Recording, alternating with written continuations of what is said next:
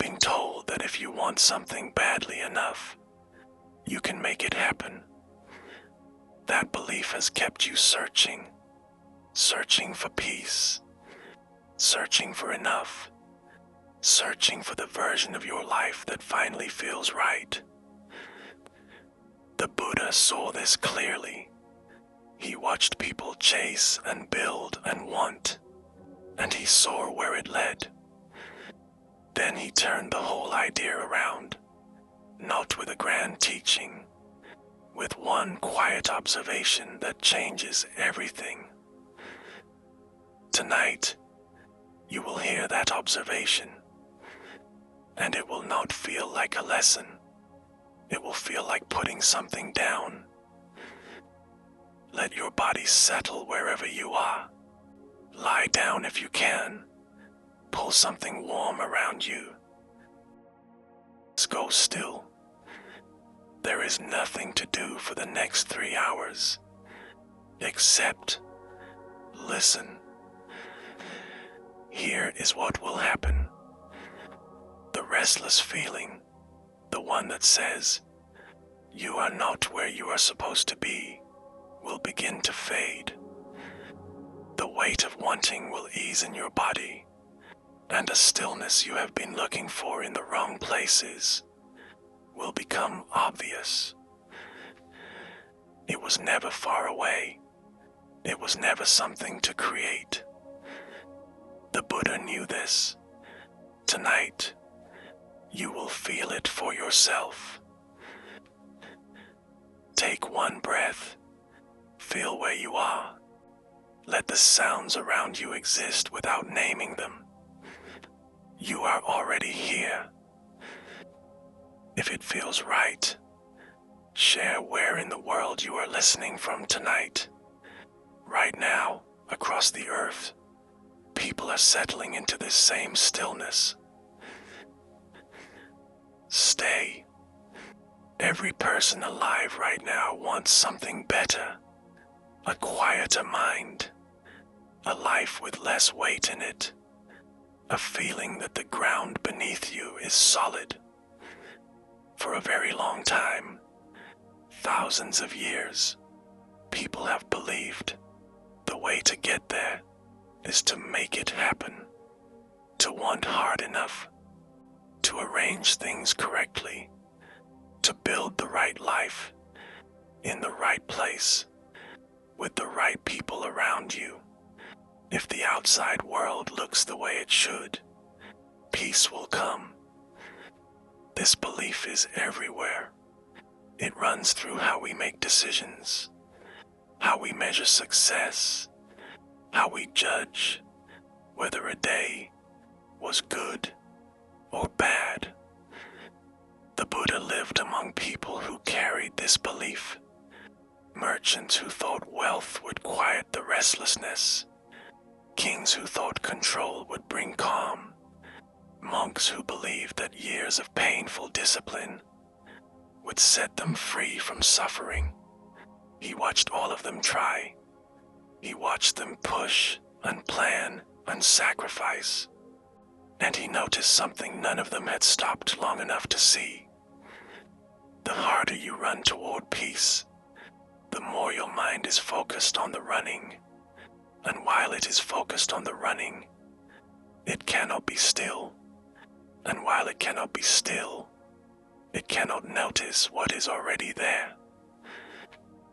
The peace they were searching for was not at the end of anything. It was not a reward waiting after enough effort. It was already present, already awake, quietly sitting inside the most ordinary moments of the day, the ones that people rush past without a second glance. And what he saw will change the way you understand your own ordinary Tuesday morning. This is not about giving up on wanting a good life. It is about discovering that peace is not something you build from the outside in. It is something you notice from the inside out. The Buddha did not teach people to stop living. He taught them to stop missing what was right in front of them. There is a woman in a small town in southern Japan. Her name is not important. What is important is her morning, and what happened in it. She wakes before 6. The alarm pulls her out of sleep, and immediately, before her eyes are fully open, her mind starts. The list arrives. The email she hasn't answered. The conversation from yesterday that went wrong and that she replayed 3 times before bed. All of it arrives at once, like a door opening onto a loud room. By the time she reaches the kitchen, her shoulders are tight. Her jaw is set. She pours the coffee and drinks it without tasting a single sip. She moves through the house getting ready, and the whole time, her mind is talking, commenting, judging, worrying. She doesn't notice any of it, because it has always been this way. This is just what mornings are. This is just what life feels like. On this particular morning, she steps outside to check the weather before leaving.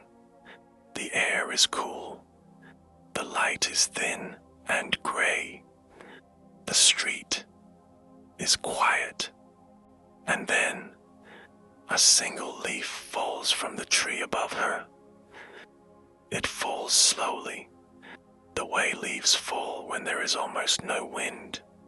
A gentle release, drifting down in a lazy curve, taking longer than you would expect. She watches it, not because she decides to. Her eyes simply follow it, and for a few seconds, maybe 3, maybe 4, everything in her mind goes quiet. No list, no worry, no replay of yesterday, just the leaf turning slowly in the air, and the cool morning on her skin, and the weight of her feet on the ground beneath her. 3 seconds of peace she did not go searching for. 3 seconds she did not earn or create. They simply arrived because she noticed something real. It was sharp. It was clear. It was alive. This is exactly what the Buddha taught. Not a technique you have to master. Not a practice that takes years to perfect. A turn. A simple, quiet turn of attention. Away from the noise that fills your head. Toward what is actually happening around you. What you can see right now. What you can hear right now. The warmth or the coolness of the air on your skin right now. The weight of your body where it rests. These are not small things to notice. These are the doorways. The leaf was a doorway. You walk past dozens of them every single day. Now, here is what is fascinating about what happened to the woman after the leaf fell. She went back inside. She finished her coffee. She went about her day, the same way she always did. Nothing changed on the outside, but something had shifted on the inside. Something small and quiet, like a key turning in a lock you didn't know was there. That 3-second pause had started something she could not have predicted. Because once you notice one thing, truly notice it, your mind begins to slow. Not all at once. Gradually, the way a river slows as it meets a lake. The current is still there, but it loses its force. The chattering in your head does not disappear, but it loosens its grip. And in the small space that opens, in that loosening, you begin to feel something you have been too busy to feel for a very long time. Stillness. Not the stillness of being tired, not the stillness of giving up, an awake stillness, a stillness that is alert and present, the kind that makes ordinary things feel different. A cup of tea suddenly has a taste. A patch of sunlight on the floor suddenly feels warm. A bird outside the window suddenly sounds like something worth listening to. The woman came back to this feeling. Over the following days, she began to catch other moments, like the one with the leaf, the warmth of water on her hands while washing dishes, the smell of rice cooking, the sound of the train passing at a distance. Each time she truly noticed, the same thing happened. The noise quieted, the tightness in her body eased. The day felt less like something to survive and more like something to be inside of. Now, if all of this sounds easy, it is. But here is where most people stumble. Your mind does not want to be quiet. This is not a flaw in you. This is simply what a mind does when no one is watching it. It talks. It comments on everything. It argues with itself. It replays old conversations. It rehearses arguments that will probably never happen. It tells you stories about the future, stories that may never come true, and it tells them so vividly that your body responds as though they are already happening. A racing heartbeat, a tightness in the chest, a sick feeling in the stomach, all from words and images that exist only inside your head. The Buddha watched minds do this. He watched people suffer from thoughts, not from what was actually happening in their lives, but from the stories their minds were telling them. And he compared the untrained mind to a monkey. Picture a monkey in a tree. It does not sit still. It swings from one branch to the next, and then the next, without stopping, without resting, without ever settling on a single branch long enough to breathe. That is what your mind does, all day, every day. And most people believe they are that monkey. They believe the noise is who they are. But the Buddha taught something different. You are not the monkey. You are the tree. The monkey will keep swinging. That is what monkeys do. Trying to silence your thoughts is like trying to make a river stop flowing. You can stand in the middle of it and push against the water all day. Or you can step onto the bank, and from the bank, you can see the water clearly without being carried by it. The woman with the leaf did not stop her mind that morning. She didn't need to. Her attention moved, gently, without force, from the noise to the leaf, from the list and the worry to the cool air and the ground beneath her feet. And in that shift, the noise was still there, but she was no longer inside it. She was on the bank, watching. This is why people feel so drained at the end of the day. Not always because of what happened to them, but because they spent every hour listening to the monkey. Every thought it had, they heard. Every story it told, they believed. Every fear it raised, they felt in their bodies. By evening, they are exhausted. and they don't even know why. The mind is not your enemy. The Buddha never said that. The mind is extraordinary. It can solve problems. It can build things. It can imagine worlds that don't exist yet. But when it runs without pause, when it is never watched, it becomes noise. A noise, when you live inside it, wears you down to nothing. So the teaching is not stop thinking. The teaching is notice that you are thinking. Noticing that you are thinking is like opening a window. The air moves through. The thought passes. You don't have to push it anywhere.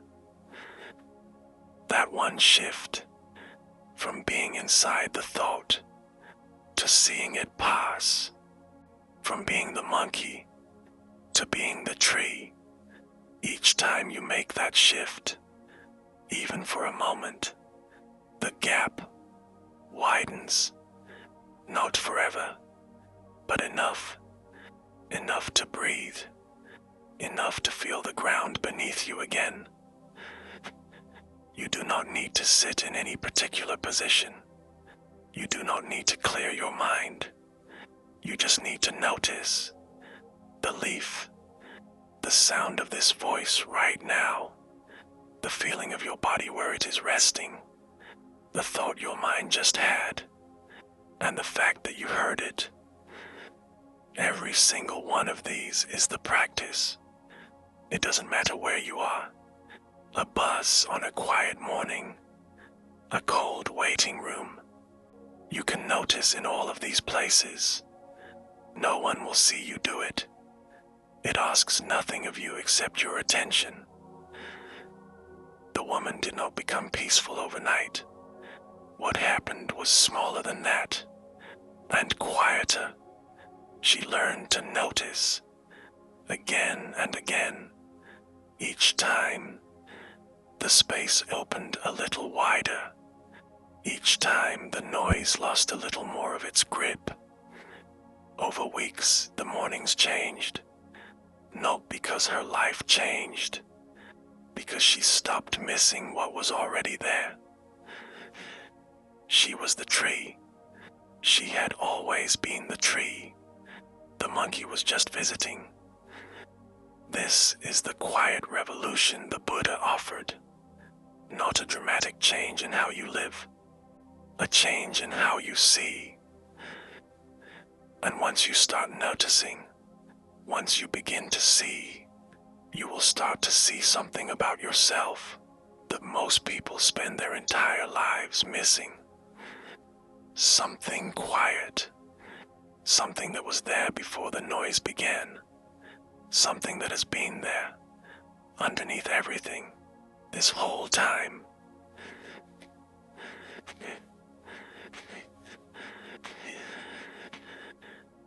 Your mind has been telling you a story about who you are.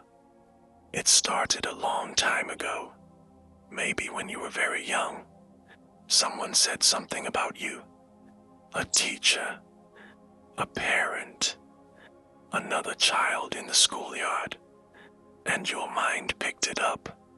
It turned it over, and somewhere, quietly, it decided, this is who I am. There was a man in a fishing village on the coast of India. When he was 7 years old, he broke a neighbor's fence during a game with other children. It was an accident, but the neighbor was angry, and the neighbor said to him, in front of the other children, "You are the angry one." The boy did not understand what that meant, but his mind understood. It took those words and held them, and from that day on, whenever he felt any frustration, any irritation, any discomfort, his mind would say, "See, this is who you are. You are the angry one. by the time he was 20, he believed it completely. He believed this the way you believe the sky is blue. It felt like fact. He carried this for years. It shaped how he treated people. It shaped how he saw himself when things went wrong. Every time he raised his voice, and he raised it often, because he was convinced that was simply who he was. The label confirmed itself. The angry one. There it is again. He did not question it. Why would you question something that feels so obviously true? One afternoon, he was walking along the coast. The water was calm. The air was warm. Nothing was happening. No one was demanding anything of him. He was just walking, and the waves were just moving, and the sun was just there. And in that moment, for maybe 30 seconds, he noticed something.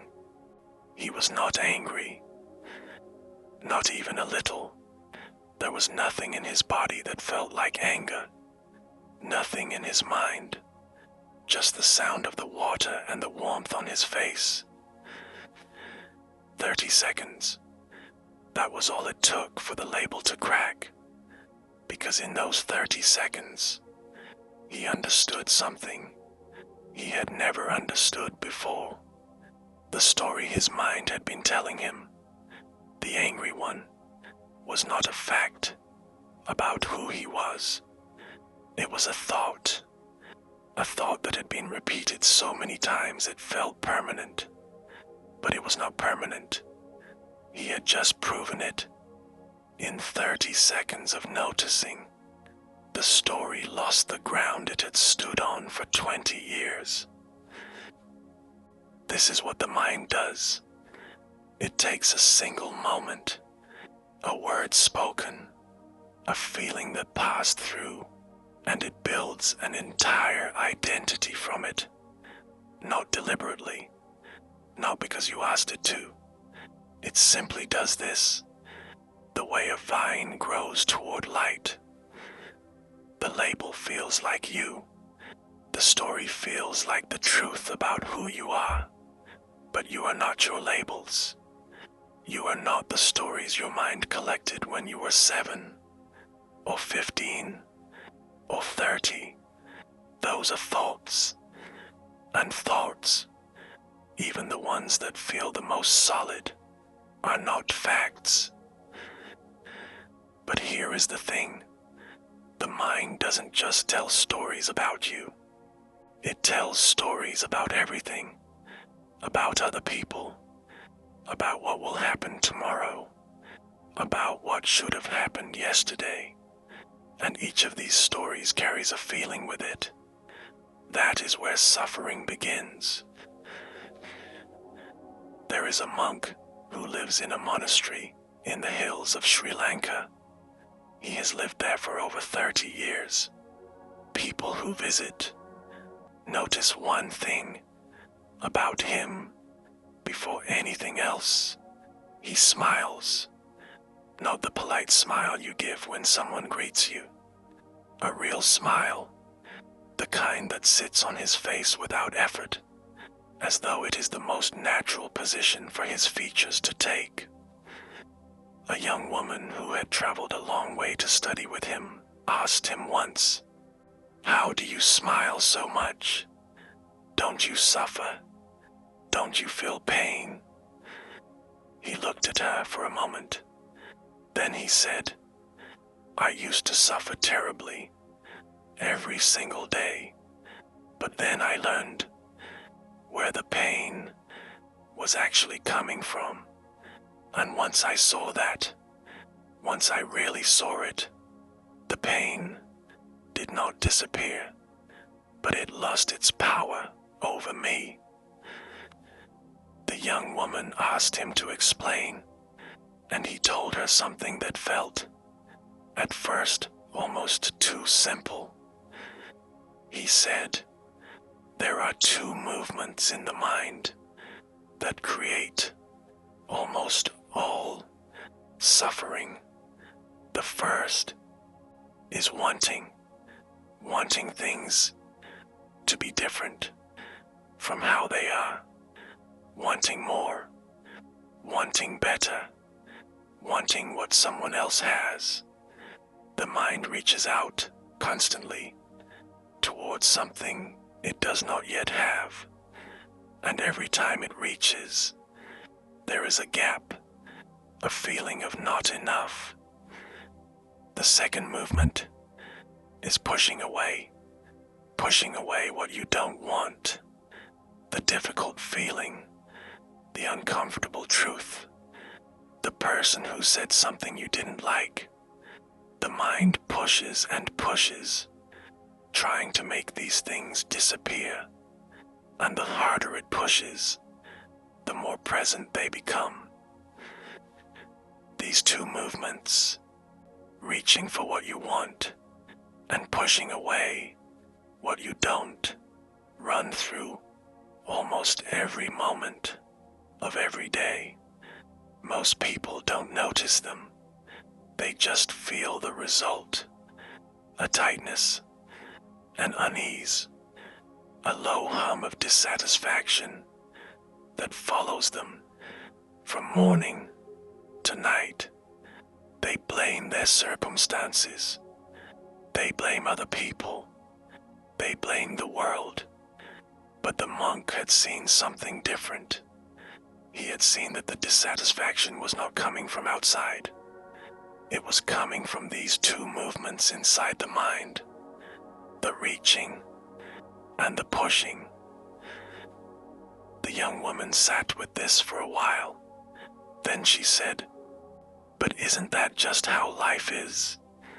Isn't wanting natural?" The monk nodded. He said, "Yes, wanting is natural. But there is a difference between wanting and being trapped by wanting. You can want a cup of tea. That is simple. That is fine. But when the mind turns wanting into a story, when it says, 'I will never be happy unless I have this,' that is where the trap closes. And most people don't even notice the trap, because it feels exactly like normal life. Now, all of this might sound heavy. Stay with me, because what comes next makes all of it feel lighter. If suffering comes from reaching and pushing, from wanting and resisting, then there must be a way out. Not a way to stop feeling things. Not a way to become numb, a way to see these movements clearly enough that they no longer control you without your knowledge. And the Buddha found exactly that. He saw a truth so simple, it is easy to overlook. Everything that happens in your mind happens because of something else that happened before it. Nothing arises from nothing. A thought appears, but it appeared because of a feeling. The feeling appeared because of something you noticed. What you noticed appeared because of something that happened in the world around you. Each thing is connected to the thing before it.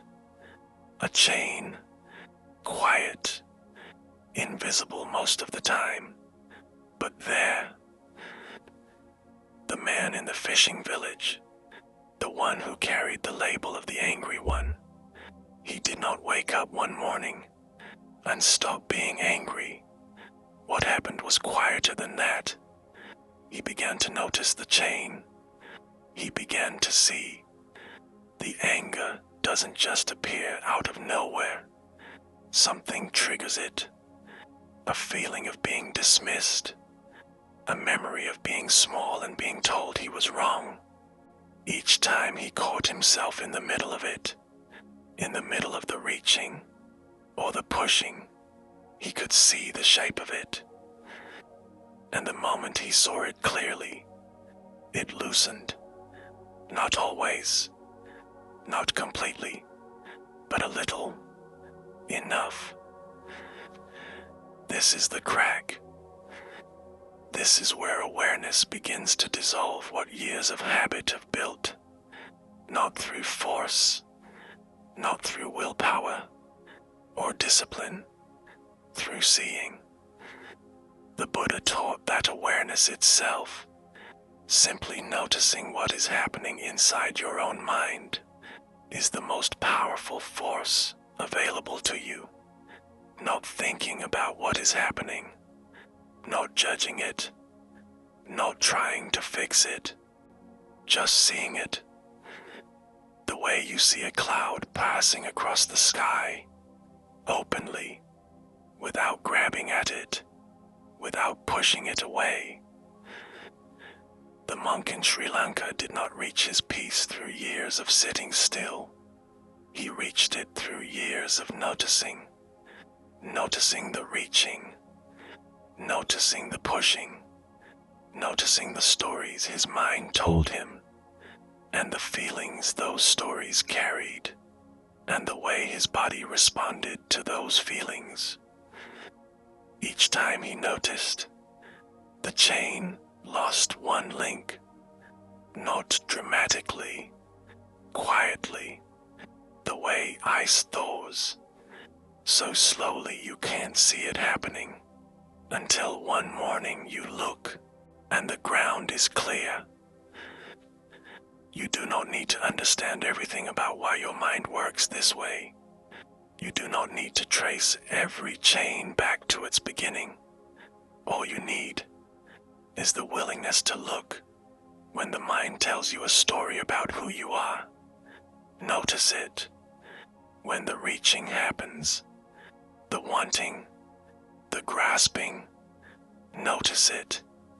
When the pushing happens, the resistance, the frustration, notice it. You don't have to do anything with what you see. The seeing itself is enough. The man walked along the coast many more times. After that afternoon, some days the anger came back.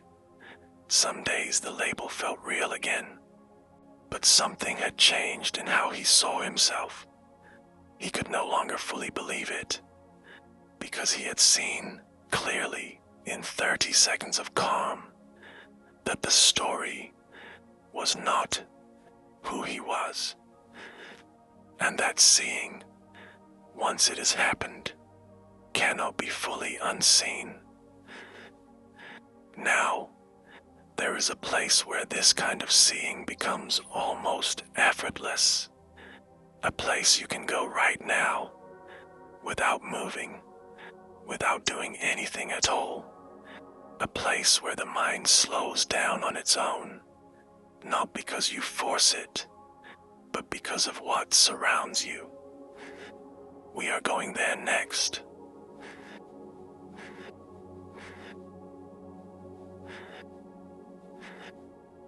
The Buddha could have sat anywhere. He had access to halls, to rooms, to buildings built by people who wanted to honor him. But on the night everything changed. On the night he saw what he saw. He sat beneath a tree. Not inside, not in a grand place. Beneath a tree, in the open air, with the ground beneath him and the sky above. There is a reason for that. For thousands of years before the Buddha, monks and teachers in India had gone to forests, not to hide from the world, not because the world was too difficult. They went because something happens in a forest that does not happen in a room. The mind quiets, not all at once, but gradually, the way a lake settles after someone has thrown a stone into it. The ripples slow, the surface becomes still, and when the surface is still, You can see clearly to the bottom. There is a man who walks through a park near his home every morning before work. He has done this for years. The same path, the same trees. He never paid much attention to them. They were just part of the route. Things he passed on his way to somewhere else. One morning, he stopped in front of an old tree. He did not plan to stop. His feet just slowed. The tree was wide, its trunk thicker than he could wrap his arms around. The bark was cracked and layered, like something that had been built up over a very long time, and the wind was moving through it. He could hear it, a soft sound, almost like breathing. The leaves were moving, turning, catching the light, and letting it go. And the trunk was completely still. The wind was there. The tree felt it. Every single leaf was proof that the wind was real. But the tree did not fight it. It did not lean away. It did not brace. It simply let the wind move through. He stood there for a long time, not thinking about anything, just watching. Trees are not just beautiful, they are teaching something. And once you begin to see what they are teaching, you will never look at one the same way again. What the tree showed this man, without words, without effort, was a way of being that he had never considered. He had spent his entire life fighting things, fighting his problems, fighting his feelings, fighting the parts of his life that did not go the way he wanted. He believed that the only way to handle difficulty was to push against it, to be stronger than whatever was coming at him. The tree showed him a different possibility. Not resistance, not surrender either. Something between the two, a kind of stillness that held everything without being shaken by it.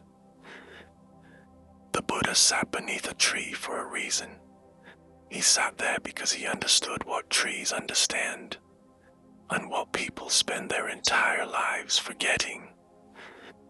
And this is where we come to something that might feel strange at first. Something the Buddha taught that no one before him had said quite so clearly. Give it time to settle, because it is the most peaceful thing you will ever hear. There was an old teacher who lived alone in a small house near a river. People came to him from far away with questions.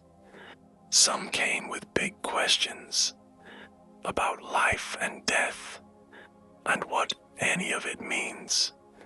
Some came with smaller ones, how to handle a difficult person, how to find rest in a hard season. One day, a young man arrived who had traveled for several days to reach him. He was tired. He was confused. He sat down across from the old teacher and said, "I have one question. Who am I?" The old teacher looked at him for a long time. Then he smiled. Not a polite smile, the kind that comes from understanding something deeply. And he said, "That is the wrong question." The young man was startled.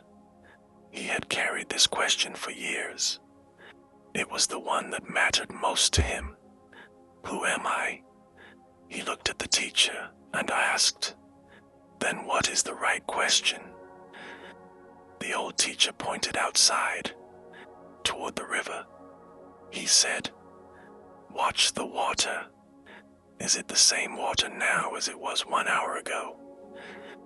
The young man looked. No, the water was always moving, always different, never the same from one moment to the next. The teacher nodded. Then he said, "You are like that river. You are not a fixed thing sitting still somewhere, waiting to be discovered. You are a movement, a series of moments, one after another, each different from the last. The right question is not, 'Who am I?' The right question is, 'What is happening right now?'" This is what the Buddha saw beneath the tree. He looked closely at what a person actually is, not what we imagine ourselves to be, but what is there when you truly look. And what he found was this: there is no single, fixed thing at the center, no unchanging core that remains the same from the day you were born until the day you die. What there is, what you are, is a flow, a constant stream of experience, feelings arising and passing, thoughts appearing and dissolving, sensations coming and going, perceptions shifting with every single moment. None of these is you. All of them together, moving, changing, never repeating, in exactly the same way, is what you call you. This might sound like something has been taken away, like the ground has been pulled out from under you. But the Buddha did not teach this as something to fear. He taught it as the greatest freedom available to a human being. Because if you are not a fixed thing, if there is no permanent, unchanging identity at the center, then the labels cannot hold. The story your mind built when you were 7 years old, the name someone gave you in anger, the belief that you are broken, or not enough, or permanently damaged in some way, none of it can stick to something that is always moving. You are the river, and rivers cannot be pinned down. This might be the single most counterintuitive thing the Buddha ever taught, but give it a moment to settle, because it changes everything that comes after it. The man who watched the tree in the park did not immediately understand all of this. He did not need to. What he understood was simpler. The tree was not fighting the wind, and he had been fighting everything in his life for as long as he could remember, and the fighting was costing him more than whatever he was fighting against. There was a woman who lived in a village near a wide river in northern Myanmar. She had built a life there over many years. A small house, a garden she tended with care, a few boxes of photographs and letters that held the shape of her memories. One year, the rains came harder than anyone in the village could remember. The river swelled over its banks. The water came into the village slowly at first, then fast. Within 2 days, most of what she had built was gone. The house was flooded and ruined. The garden was underwater. The photographs, the letters, carried away or destroyed.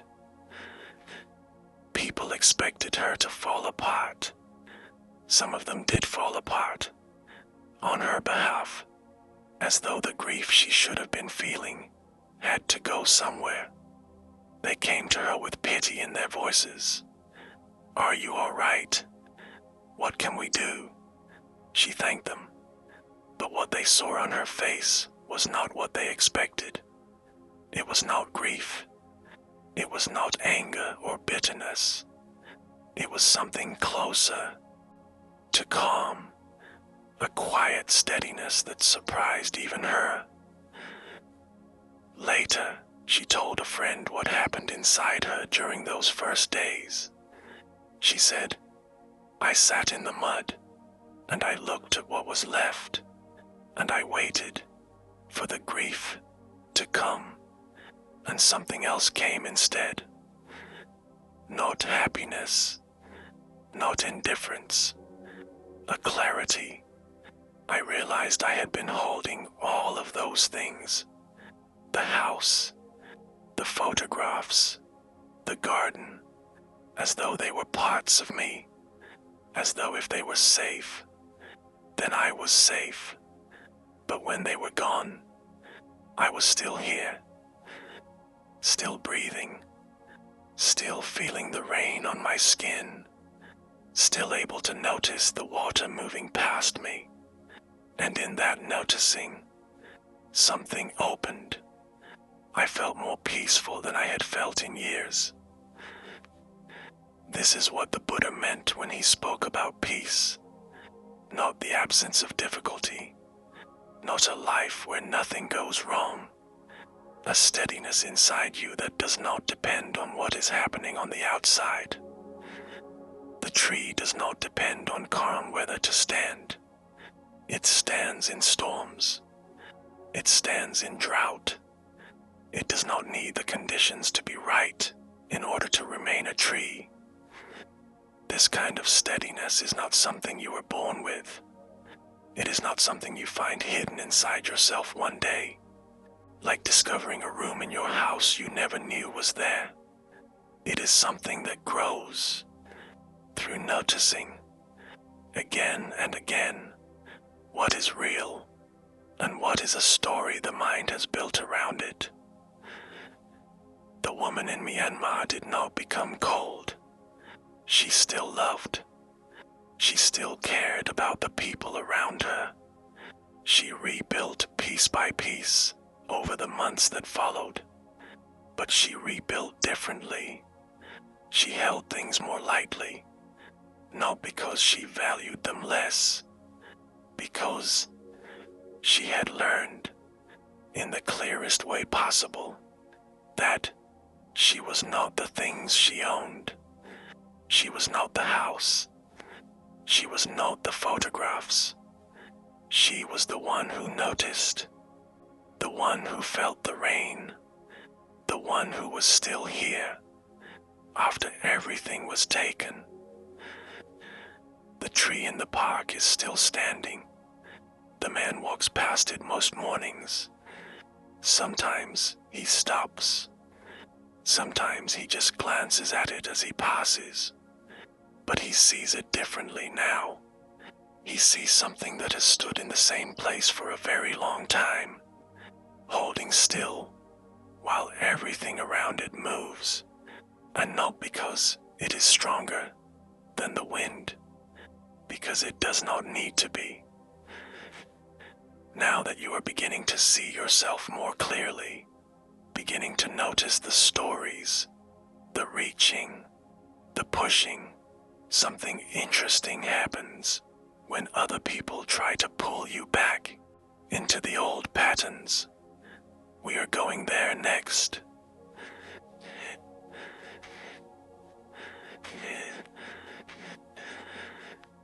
Think about the last time someone said something that cut into you.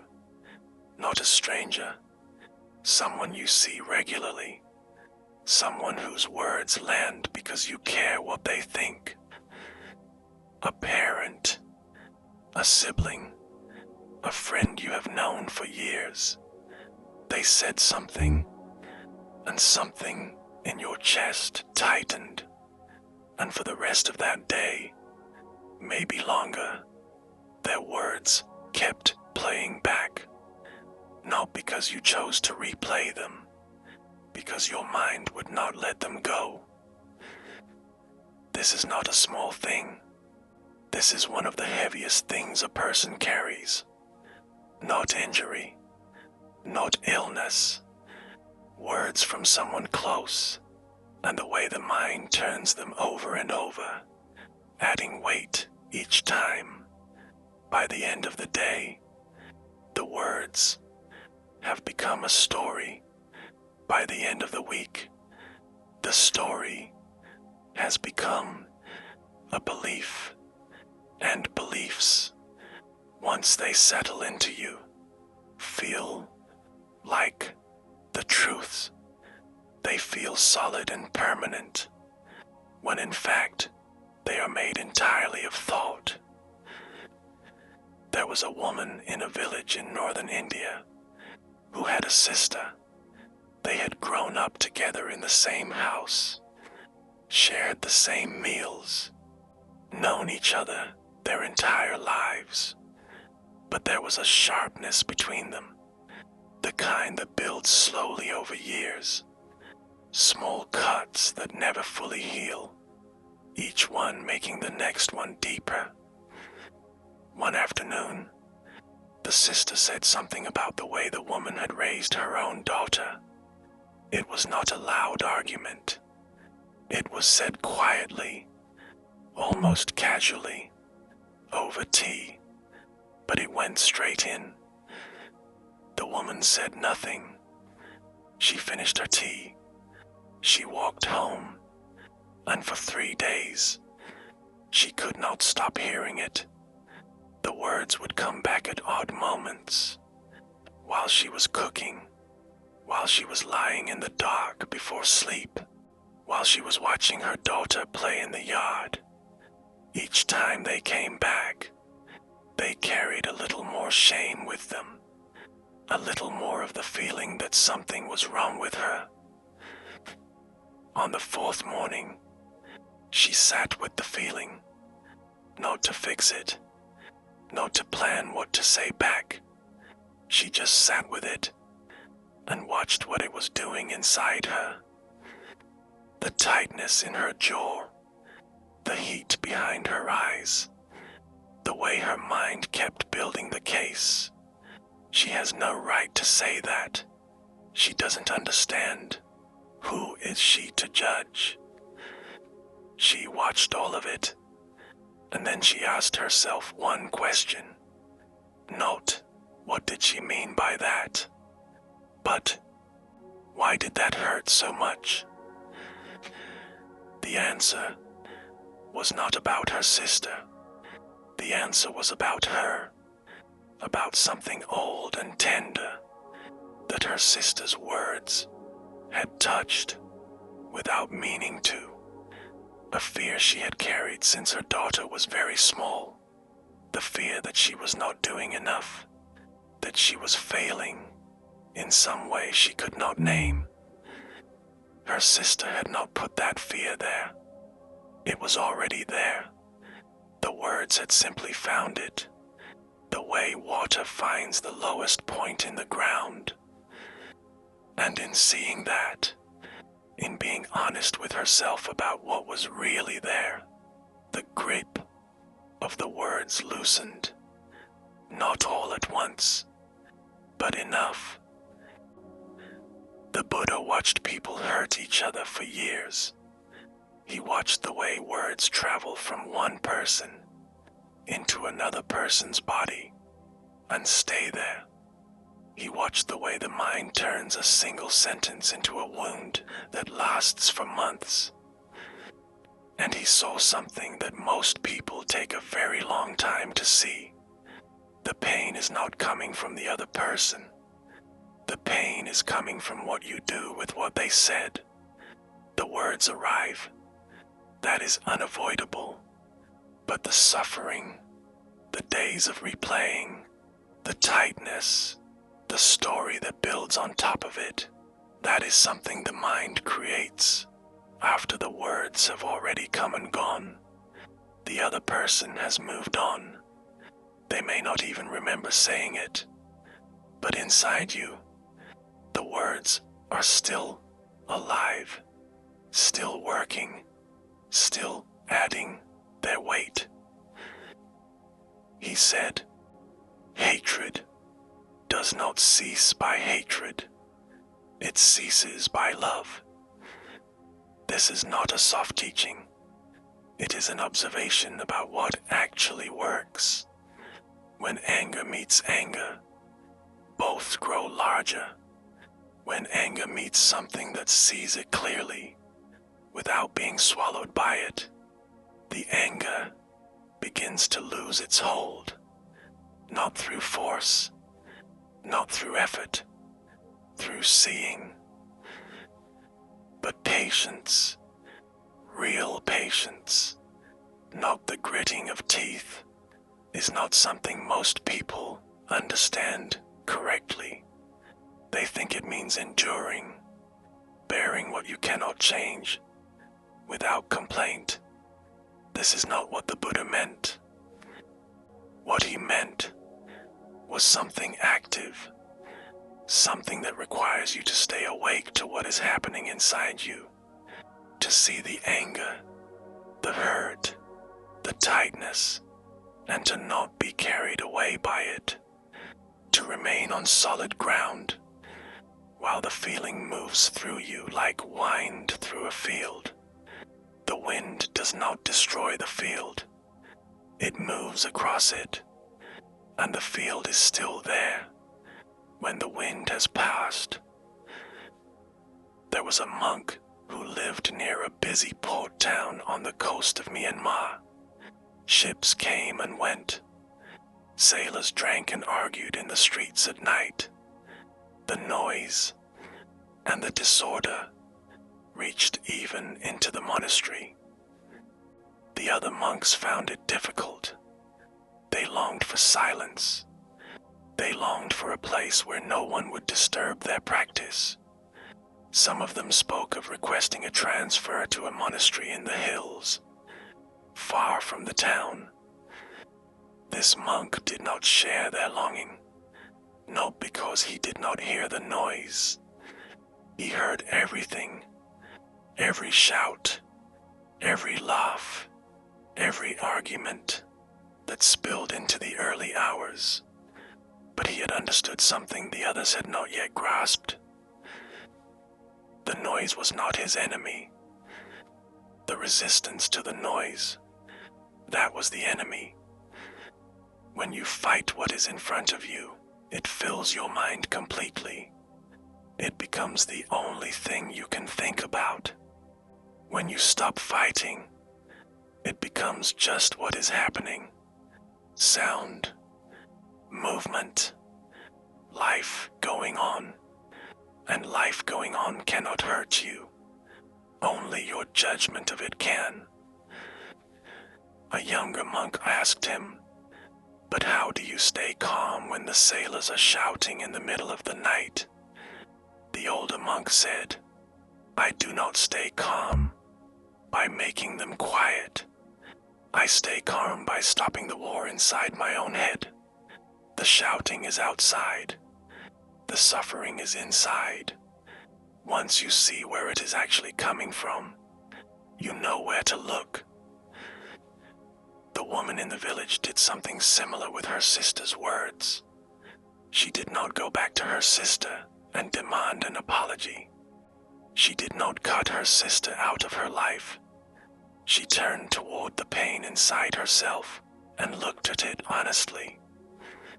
And in that looking, she found that the wound was not really about what her sister said. It was about something she herself had been carrying for a long time. Her sister had only opened the door to it. The door had been there all along. This is what the Buddha meant when he spoke about seeing other people clearly, not excusing harm, not pretending that hurtful words are fine, but understanding that the person who said them was also suffering, carrying their own weight, their own old wounds that had never been looked at. The sister who spoke so casually over tea, she was not cruel for the sake of cruelty. She was touching something in herself that she had no words for, and it came out sideways, aimed at the person closest to her. This is how pain moves between people, not because anyone is choosing to cause it, because the pain has to go somewhere, and it goes toward the person who is already close enough to feel it. Every person who has ever spoken sharply to you was in pain. Not always, but far more often than you think. The Buddha taught that every single being alive carries one wish inside them, the same wish, across every person, in every part of the world. Every person wants to be free from suffering. The sister wants to be free from suffering. The monk's noisy neighbors want to be free from suffering. You want to be free from suffering. The wish is the same, only the way each person carries it is different. Some carry it quietly, some carry it in anger, some carry it in silence that looks like coldness, but underneath all of it, the wish is identical. When you truly see this, not as a thought you accept, but as something you feel in your body, the way you experience difficult people begins to change, not because you forgive them in some grand gesture, because you recognize them.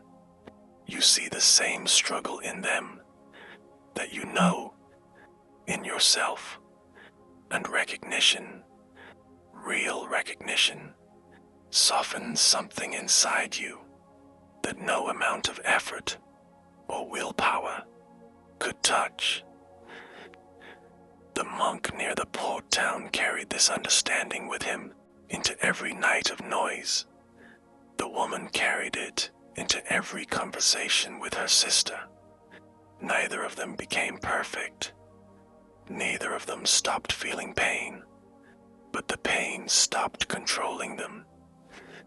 And that is the difference, not the absence of difficulty, the absence of being ruled by it.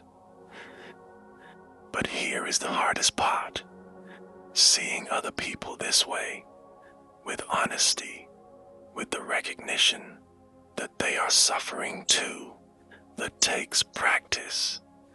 But it is possible, seeing yourself the same way, with the same honesty, with the same lack of judgment. That is where the real work begins.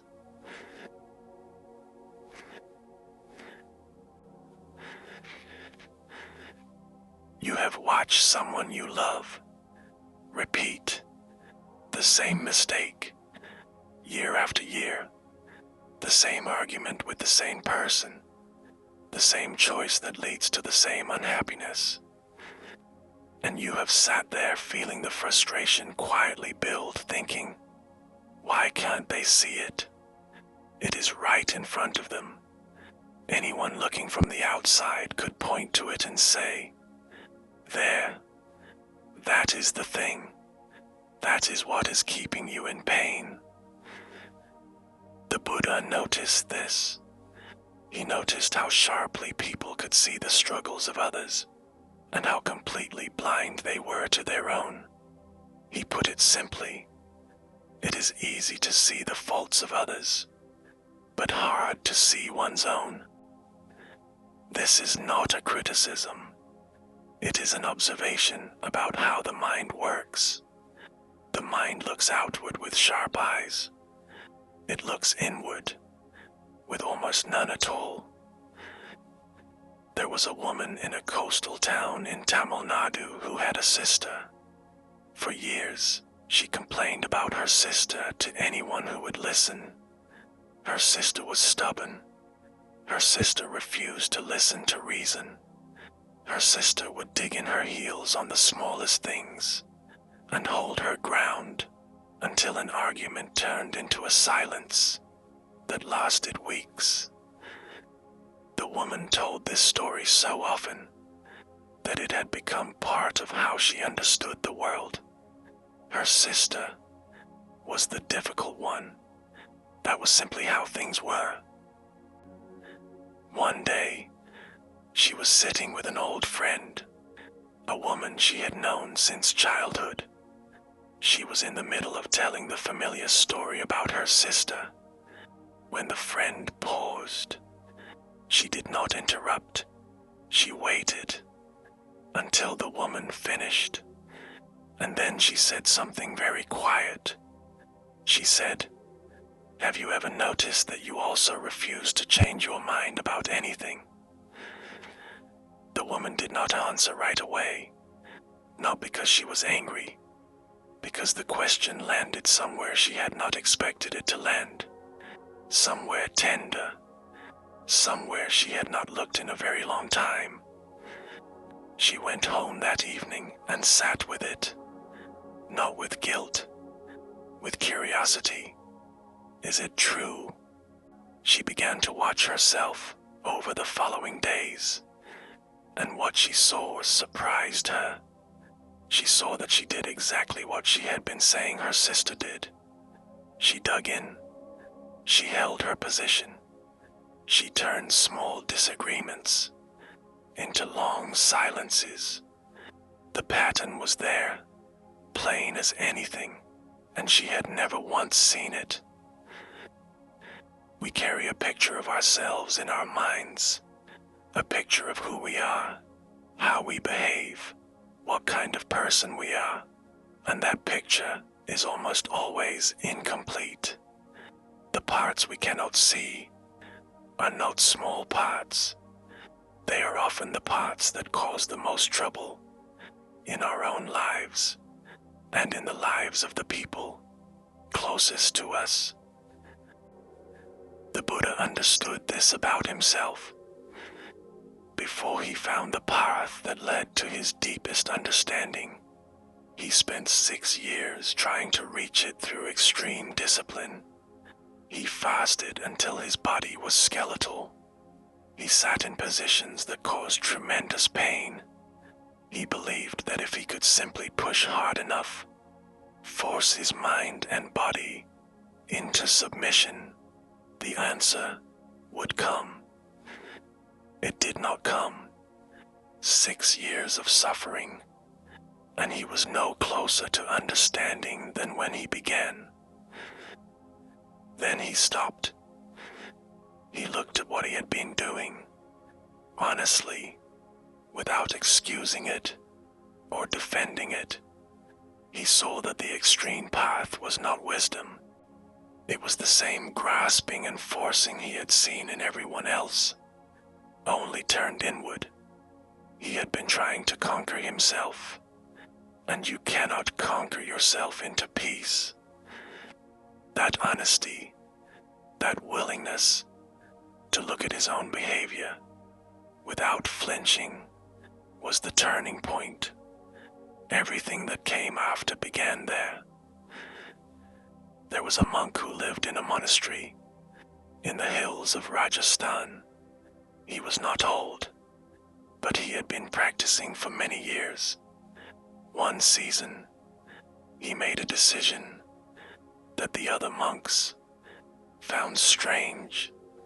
He said he was going to spend 1 full year doing nothing but watching his own mind, not meditating in the way they usually understood it, not trying to achieve calm or stillness or any particular state, simply watching the way you would watch a river, letting it move, noticing what it carried, never trying to change its course. The other monks were skeptical. What would he learn from simply watching? Wasn't the point to transform, to improve? He said nothing about their doubts. He simply began. For weeks, nothing seemed to change. He sat. He watched. Thoughts came. He saw them. Feelings arose. He saw them. Judgments formed about himself, about others, about the world. He saw those too. He did not push any of it away. He did not follow any of it into a story. He just watched. But as the months passed, he started to see patterns he had never noticed before. The way his mind reacted to certain kinds of criticism, not with anger, but with a deep, quiet withdrawal. The way he compared himself to the other monks, constantly, without being aware he was doing it. The way he told himself stories about who he was, the good monk, the disciplined one, and how tightly he held those stories, as though letting go of them would mean losing himself entirely. None of these things were new. They had been happening for years. He simply had never looked closely enough to see them. At the end of the year, one of the younger monks asked him what he had learned. The monk thought about this for a long time before answering. Then he said, "I saw myself clearly, for the first time, and I was both horrified and grateful." Horrified, because so much of what I had been doing was causing suffering in myself and in the people around me without my knowledge. Grateful, because once you see something clearly, it no longer has the same power over you. This is the teaching the Buddha pointed to when he spoke about self-knowledge, not self-criticism, not the heavy, punishing voice that says, "You are flawed, you are broken, you need to be fixed." That voice is just another form of blindness. It feels like honesty, but it is not. Real honesty is quieter than that. It is the simple act of looking, without flinching, without judgment, at what is actually there. No more, no less. The woman in Tamil Nadu did not feel guilty when she saw her stubbornness. She felt relieved, because the moment she could see the pattern, it was no longer invisible to her. And what is visible can be worked with. What is invisible controls you completely. She did not try to force herself to be different overnight. She simply began to notice each time she felt the urge to dig in, to hold her ground against all reason. And in that noticing, a small space opened. A space where she could choose. Not always, but sometimes. And sometimes was enough to begin. The monk in Rajasthan carried his year of watching with him long after it ended, not as a memory he returned to, as a way of moving through his days. He kept watching, gently, without force, the way you keep breathing, not because you decide to, but because it is simply what you do. And the watching changed how he saw other people too. Because when you have looked at your own patterns with honesty, when you have seen the places where you cause pain without meaning to, you cannot look at another person's struggles with the same harsh judgment you once carried. You have seen too much of yourself to believe that you are any different from them. This is where compassion begins. Not as a feeling you generate, not as a decision you make to be kind, as a natural result of seeing clearly when you know in your body, not just in your mind, that you carry the same struggles, the same blind spots, the same capacity for causing harm without knowing it. The way you hold other people changes. The judgment softens, not because you lower your standards, because you have finally stopped pretending that you stand on different ground than everyone else. The Buddha did not reach his understanding by becoming perfect. He reached it by seeing himself honestly, by looking at 6 years of misguided effort and saying, "Yes, that is what I did. That is what it cost. And now I can see clearly." That honesty was not the end of the journey. It was the beginning of everything.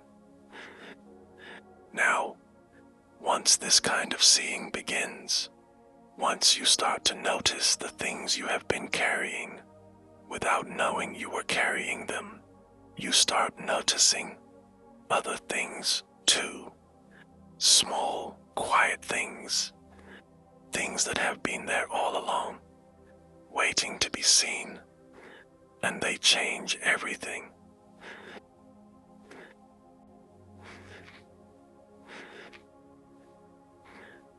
Most of us learned gratitude the wrong way.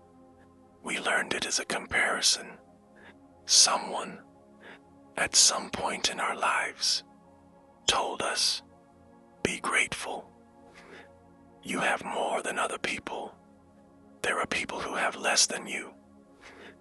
And so gratitude became a kind of guilt dressed in softer clothing, a reminder that we were supposed to feel good about what we had, because someone else had less. This is not gratitude. This is comparison. And comparison, even when it makes you feel temporarily better, keeps your mind locked in the same place. It was already stuck, measuring, weighing, looking at what you have, and asking, is it enough? Is it more than others? Is it what I deserve? The Buddha saw this clearly. He saw how the mind, even when it is trying to feel thankful, can slip back into the habit of wanting more, of measuring what it has against what it does not have. And he pointed towards something different, something quieter, not gratitude, as a feeling you force yourself to have, but gratitude as a way of noticing what is already here, not because it is impressive or rare or better than what someone else has, but simply because it is happening right now. There was a Buddhist nun who lived in a small monastery in the hills of Ladakh. She had been practicing for over 30 years. One day, a young journalist came to speak with her, someone writing a piece about happiness, about what makes people feel content with their lives. The journalist asked her the question directly, "What are you grateful for?" The nun did not think for long. She said, "This breath, this light coming through the window, this floor beneath my feet." The journalist laughed, not unkindly, but with surprise. She had expected something grander, something about spiritual attainment, or inner peace, or the teachings she had spent decades studying. The nun smiled. She said, "You think that is small, but it is everything. Everything you are looking for is already inside what I just described. The breath, the light, the ground.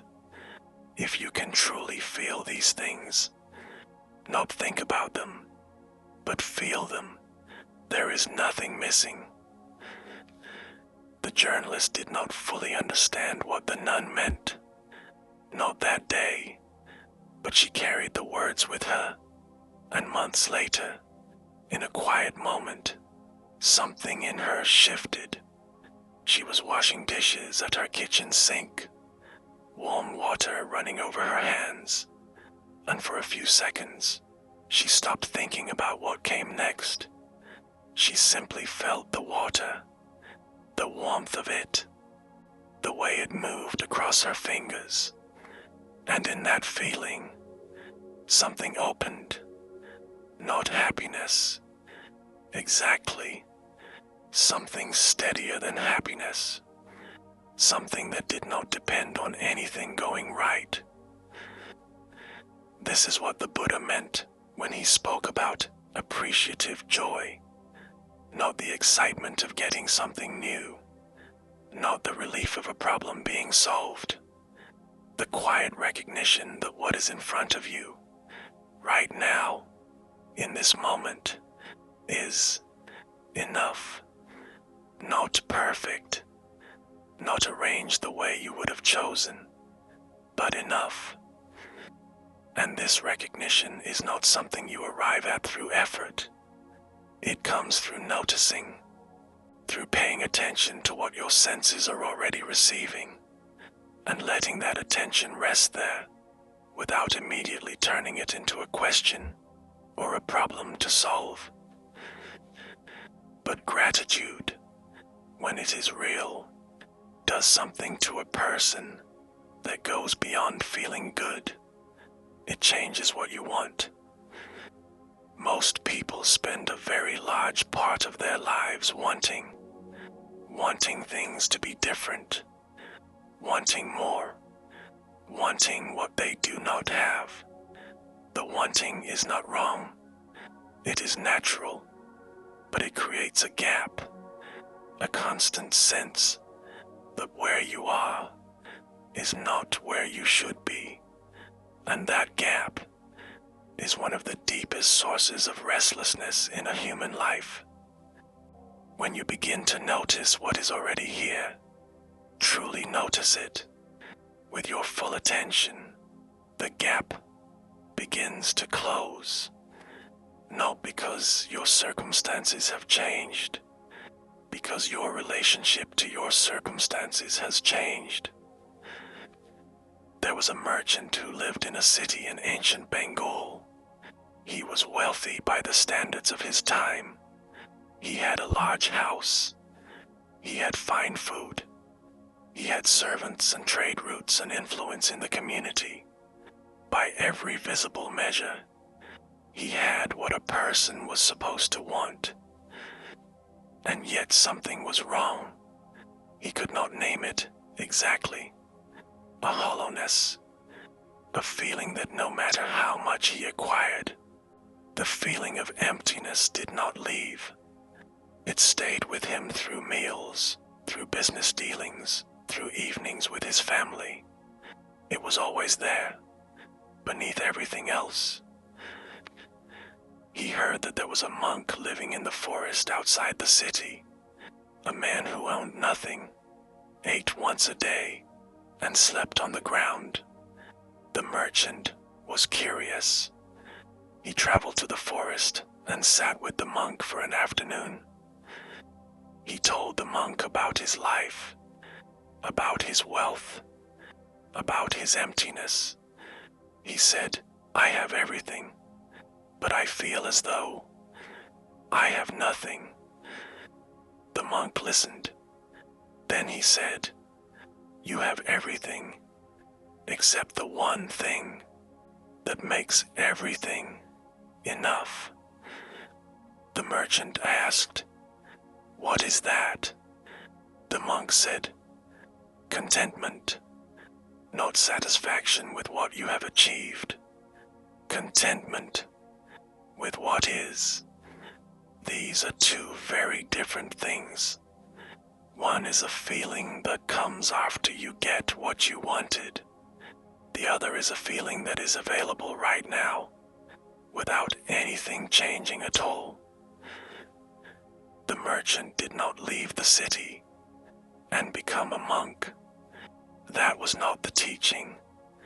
The teaching was simpler than that. The monk said to him, "The Buddha taught that health is the highest gain. Contentment is the highest wealth. A trusted friend is the best relative." The merchant had heard teachings before, but this time, sitting in the forest with nothing around him but trees and earth, and the sound of water somewhere nearby, he heard it differently, not as words, as a fact. The monk in front of him, this man with no possessions, no roof, no security, was more at ease than the merchant had felt in years. That ease was not pretend. It was not a performance of spiritual contentment. It was the way the monk sat, the way he breathed, the way he looked at a cup of water as though it were the most interesting thing in the world. The merchant went home. He did not sell his house or give away his wealth, but he began to do something small each morning, before the day started, before the wanting began, the wanting for business to go well, for his children to behave, for the world to cooperate. He would sit for a few minutes and simply feel what was already there, the warmth of the morning air, the sound of birds outside his window, the fact that he was alive and breathing, and his body was carrying him through another day. It did not fix the emptiness all at once, but it began to fill it, slowly, the way rain fills a dry well, not with one pour, but with many small ones, over time. There was a man who worked in an office in a busy part of Kyoto. His days were full, meetings followed by meetings, deadlines, the constant low hum of things that needed to be done. He ate lunch at his desk most days, quickly, while looking at something on his screen. He had done this for so long that he had stopped noticing he was eating at all. One day, for no particular reason, he decided to eat outside. A small park was nearby, just a few benches and a patch of grass between buildings. He brought his lunch, rice, a piece of fish, some vegetables, and sat on a bench. He left his phone in his pocket. For the first few minutes, his mind was restless. It wanted to check something. It wanted to plan the afternoon. It wanted to be somewhere else, doing something more productive. But he stayed. He ate. He tasted the rice. Actually tasted it. For the first time in months, he felt the sun on the side of his face. He listened to the sound of the street nearby. Cars, voices, a dog barking somewhere. And after a few minutes, the restlessness quieted.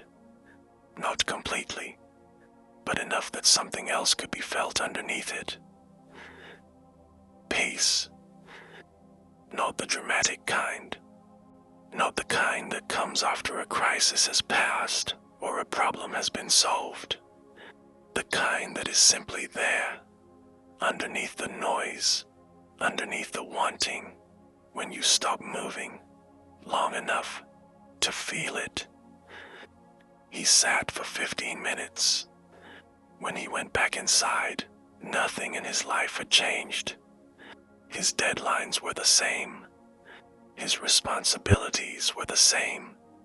But something in the way he carried them had shifted. He said, later, to a friend, I realized I had been searching for peace in all the wrong places. I had been looking for it in the future, when things would calm down, when I would finally have time. But it was there the whole time, in the rice, in the sun, in 15 minutes of paying attention. The nun in Ladakh understood this. The monk in the forest understood this. The man in Kyoto stumbled into it. And what they all touched, in different ways, in different places, was the same thing. That the life you already have, the ordinary, unremarkable, daily life, contains everything you have been looking for, not in spite of being ordinary, because it is ordinary, because it is real, because it is here, right now, and your senses are already receiving it. The only thing standing between you and the peace you are looking for is the habit of looking past it. The Buddha did not teach people to become detached from life. He taught them to become more present to it, to stop skipping over what is in front of them in search of something better, because the better thing, the thing that actually satisfies, is not somewhere ahead. It is not waiting at the end of a list of achievements. It is in the breath, in the light, in the warmth of water on your hands, in a meal eaten slowly, with nothing else competing for your attention. These are not consolation prizes. These are the substance of a life. The merchant in Bengal began to notice his wealth differently after that afternoon in the forest. Not that it mattered less, but that it mattered in a quieter way. It was useful. It kept his family fed and sheltered. But it was no longer the thing he was chasing. The chasing had stopped, because the emptiness it was meant to fill had begun to fill itself through attention, through noticing, through the simple act of being awake to what was already there. Now, with this kind of seeing, this quiet noticing of what is already in front of you, you begin to notice something else too, something less comfortable, the old patterns, the ones you did not choose, the ones that were handed to you long before you were old enough to ask whether they fit. And working with those patterns, that is where the next part of this teaching begins. Think about how you respond when someone you are close to disappoints you, the specific way you go quiet, or the specific way your voice changes, or the way you leave the room without saying why. Now think about where you learned that. Not from a book, not from a teacher, from watching someone do it.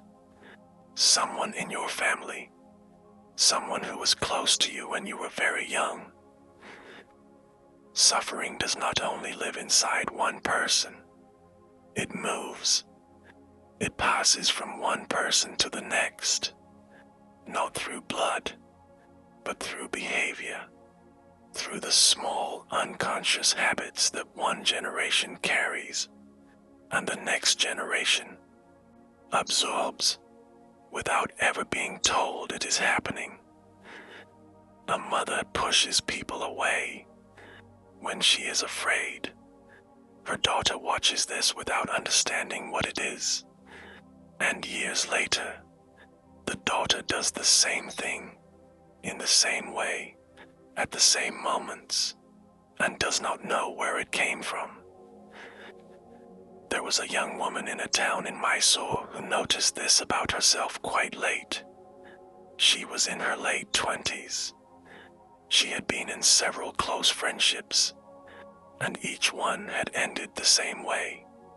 When the friendship became deep, when the other person began to rely on her, or when she began to feel truly needed, something in her would tighten. She would pull back, not with words, with distance. She would stop returning calls. she would become unavailable, and the friendship would slowly die, and she would feel both relieved and sad, and she would not understand why she had done it.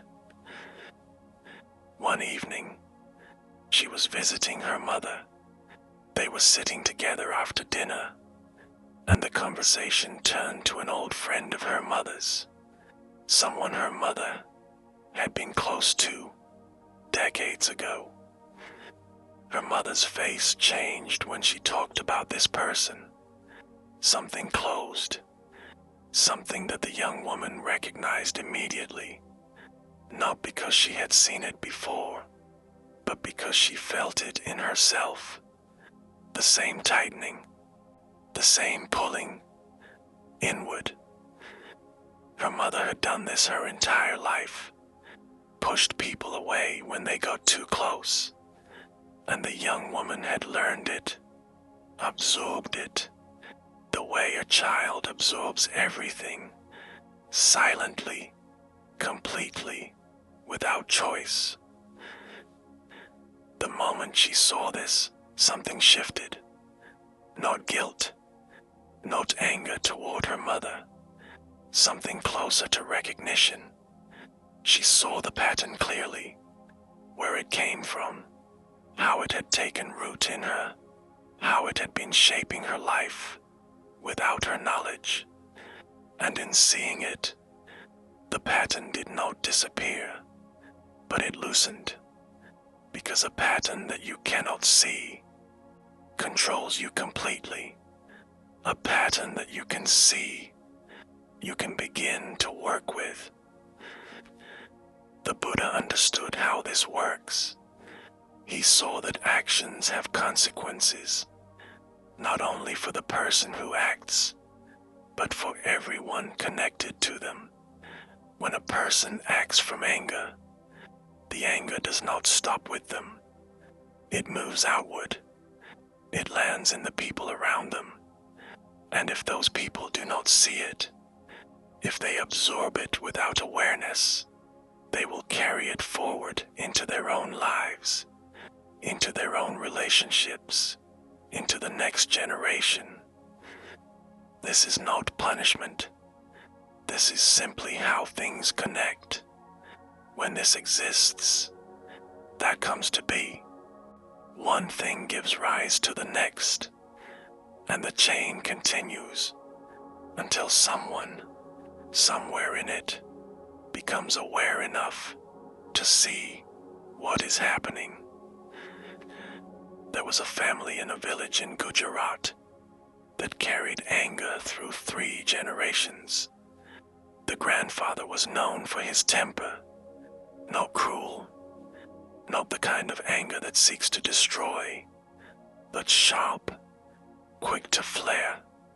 When something did not go as he expected, his voice would rise, and the room would go still. Everyone in the family knew to move carefully around him when he was in one of these moods. His son grew up in that atmosphere. He did not become his father exactly. His anger expressed itself differently, more quietly, more through withdrawal than through shouting. But the core of it was the same inability to sit with frustration, the same need to push it outward when it built up inside. And his son, the grandson, began to show the same signs. A quickness to irritation, a tightness in the jaw when things did not go his way. The pattern was moving through the family like water through rock, slowly, invisibly, carving the same channel each time. The grandson was about 22 when his own child was born, a boy. For the first year, everything was fine. The child was small, and the small frustrations of parenthood were manageable. But as the boy grew older, as he began to test boundaries the way all young children do, the grandson started to feel it, the familiar tightness, The flare of irritation when the boy knocked something over, or refused to listen, or cried without apparent reason. One afternoon, the boy did something small, spilled water across a table, soaking papers the grandson had been working on. Nothing serious, the kind of thing that happens 100 times in any household. The grandson felt the anger rise. He felt his jaw tighten. He felt his voice prepare to sharpen. And then something stopped him. Not willpower, not a conscious decision to be patient. A flash of seeing. He saw, in that single second, exactly what was about to happen. He saw his father doing the same thing. He saw his grandfather doing the same thing. He saw the chain stretching back behind him, and he saw that his son was about to become the next link in it. He paused. Just paused. He did not act on the anger. He did not push it down with effort. He simply stood in that second and let it be there, without following it. The boy looked up at him, water still dripping from the table. The grandson took a breath. He said, quietly, "It is all right. We will clean it up." That was the moment. Not a grand gesture, not a lifetime of practice or years of study. One moment of seeing, one moment where the pattern was visible, and the person in it chose, without planning to choose, not to continue it. The anger did not disappear from his life after that day. It still arose, but he had seen the chain clearly enough that it could no longer move through him without his knowledge, and that made all the difference. The Buddha taught that you are not trapped by what was passed to you. The patterns are real. They are deep. They have been forming for longer than your own life, but they are not permanent. They are not fixed into you like something carved in stone. They are habits, and habits, no matter how old, can be interrupted. Not all at once, not perfectly, but in moments, in single seconds where awareness comes in, and the automatic response does not happen, and each one of those seconds changes what comes next. The young woman in Mysore did not stop herself from ever pulling away from people again, but she began to notice when it was happening. She began to feel the tightness before she acted on it. And sometimes, not always, but sometimes, she would stay. She would let the discomfort be there, and she would not run from it. And in those moments, she was not only changing her own life, she was changing the pattern itself, loosening it, making it less likely to pass forward. This is what the Buddha pointed to when he said, "You yourself must strive. No one else can do this work for you. No teacher can see your patterns for you. No teaching, no matter how profound, will break the chain on your behalf. The seeing has to happen in you. The pausing has to happen in you. The moment of awareness, the one where the pattern becomes visible, that is yours, alone.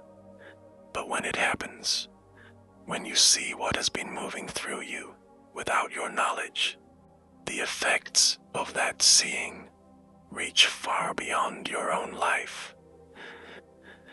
The grandson in Gujarat carried something different into his son's childhood. After that afternoon, not perfection, he still lost his temper sometimes. He was still human, still carrying what had been given to him, but the automatic passing forward, the unconscious handing down of anger from one generation to the next, that chain had been touched. Something had been interrupted, and his son grew up in a slightly different atmosphere than the one his father had grown up in. Not completely different, but different enough. And that difference, small as it seemed, was the beginning of something new in that family. The Buddha did not say that one moment of awareness would end all suffering. He said something more honest than that. He said that each action you take, each moment of seeing or not seeing, gives rise to what comes next. If you act from blindness, blindness continues. If you act from awareness, even a single flash of it, awareness, enters the chain, and once it enters, it cannot be fully removed. It stays. It works quietly, over time, changing what the pattern looks like, loosening what was tight, opening what was closed.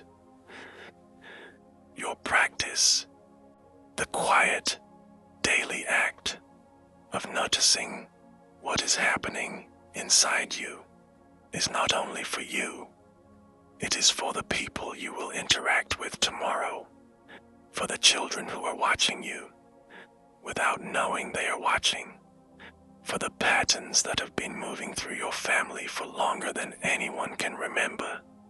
When you see clearly, the clarity does not stay inside you.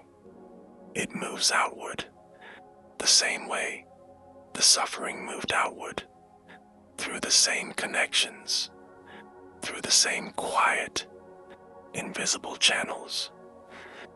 Only this time, what is traveling is not blindness, it is light. And this brings us to one of the most quietly powerful teachings the Buddha ever gave. A teaching about how everything, absolutely everything, is connected, not in a distant, abstract way, in a way you can feel right now in the life you are living. Pick up a cup of tea, hold it in your hands for a moment, feel the warmth of it against your palms. This small, ordinary thing, this cup of tea you are holding, did not come from nowhere. It came from rain, rain that fell on a hillside somewhere, soaked into the soil, was drawn up through roots and into leaves over weeks and months. It came from sun, years of sun hitting those leaves, feeding them, turning them green. It came from the hands of someone who picked those leaves early in the morning, when the air was still cool, bending and reaching and placing them carefully into a basket. It came from the earth that held the roots, from the worms that loosened the soil, from the water that carried minerals up from deep underground. All of this is inside your cup, right now, in your hands. You cannot separate the tea from any of it. The tea is all of it, together. Most of us move through our days as though things exist on their own, as though the food we eat appeared on the shelf, as though the clothes we wear materialized from nowhere, as though our own lives, our thoughts, our feelings, our habits, are ours alone, separate from everything else. But nothing works that way. Nothing in the world exists by itself.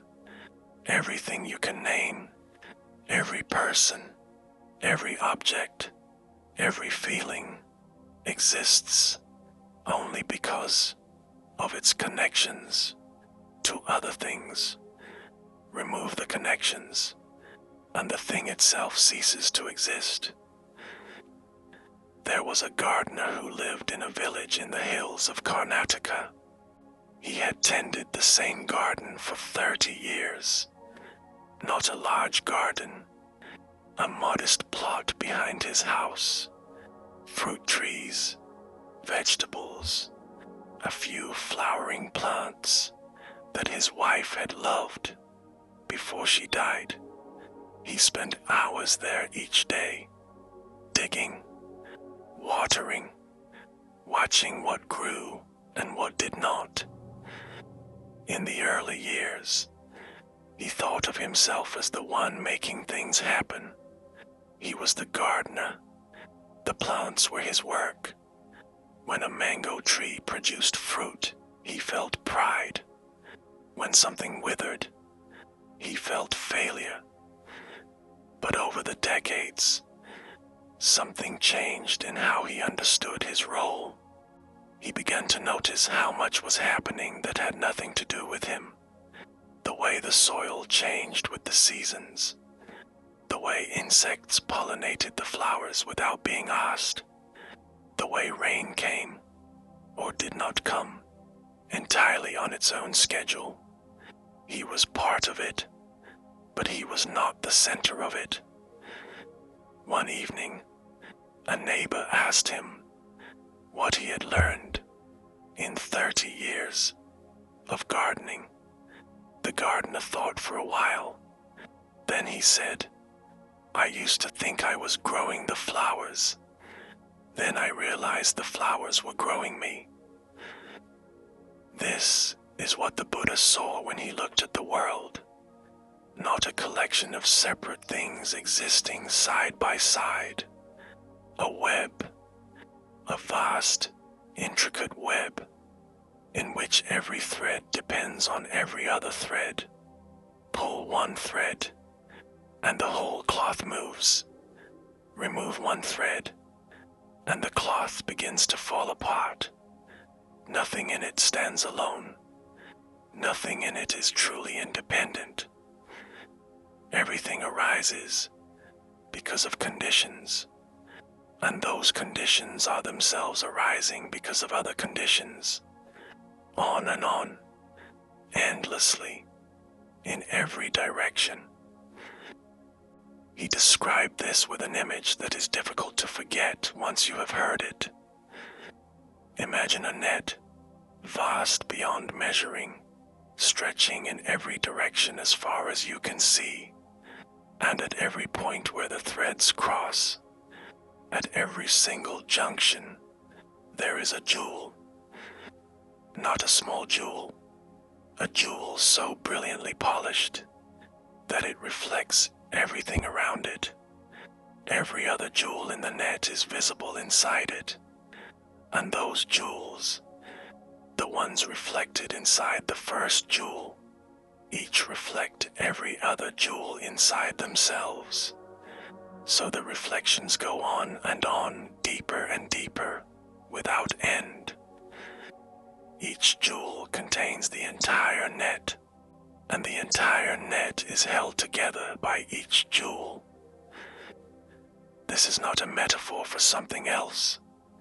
It is a description of how things actually are. You are one of those jewels. The person sitting next to you is one of those jewels. The gardener in Karnataka is one. The person who picked the tea leaves is one. The rain that fed the soil is one. And each of you reflects every other, not because you are the same person, not because your lives are identical, but because you are woven together through conditions, through causes and effects that stretch back further than any single mind can trace. A young girl, perhaps 7 or 8 years old, was sitting with her grandmother one afternoon in a village in Arunachal Pradesh. They were shelling beans together, a task the grandmother had done 1,000 times, and the girl was learning for the first time. The girl's hands were small and clumsy, and the beans kept slipping, but the grandmother did not rush her. At some point, the girl looked up and asked, "Am I connected to everyone, to all the people in the world?" The grandmother did not answer immediately. She held a bean in her fingers and looked at it for a moment. Then she said, "You are a single thread in a cloth so vast that you can never see the whole of it. But every thread holds every other thread up. Take your thread out, and the cloth is weaker, not broken, but changed, permanently changed." The girl thought about this. Then she asked, "Does that mean what I do matters?" The grandmother smiled. She said, "Everything you do matters, not because the world is watching, because the cloth feels it." This is a teaching that can feel heavy if you hold it the wrong way. If you take it as a burden, everything I do has consequences. I must be careful. I must get it right. It becomes another source of pressure, another reason to feel anxious about your place in the world. But that is not how the Buddha meant it. He meant it the other way, not as a weight to carry, as a reason to pay attention. Because if everything is connected, if your life is woven into the lives of everyone around you, then every small act of kindness you do is not small at all. It moves through the cloth. It reaches threads you will never see. And every moment of awareness you bring to your own life, every time you notice what is happening inside you and choose not to act from blindness, that too moves outward, quietly, without announcement. But really, the gardener in Karnataka understood this. He did not tend his garden because he expected gratitude from the mango trees. He tended it because he had seen, over 30 years of watching, that his care and the garden's growth were not two separate things. They were one thing, moving together. His hands in the soil were part of the same web as the rain and the roots and the insects. He was not outside the garden, doing something to it. He was inside it, part of its becoming.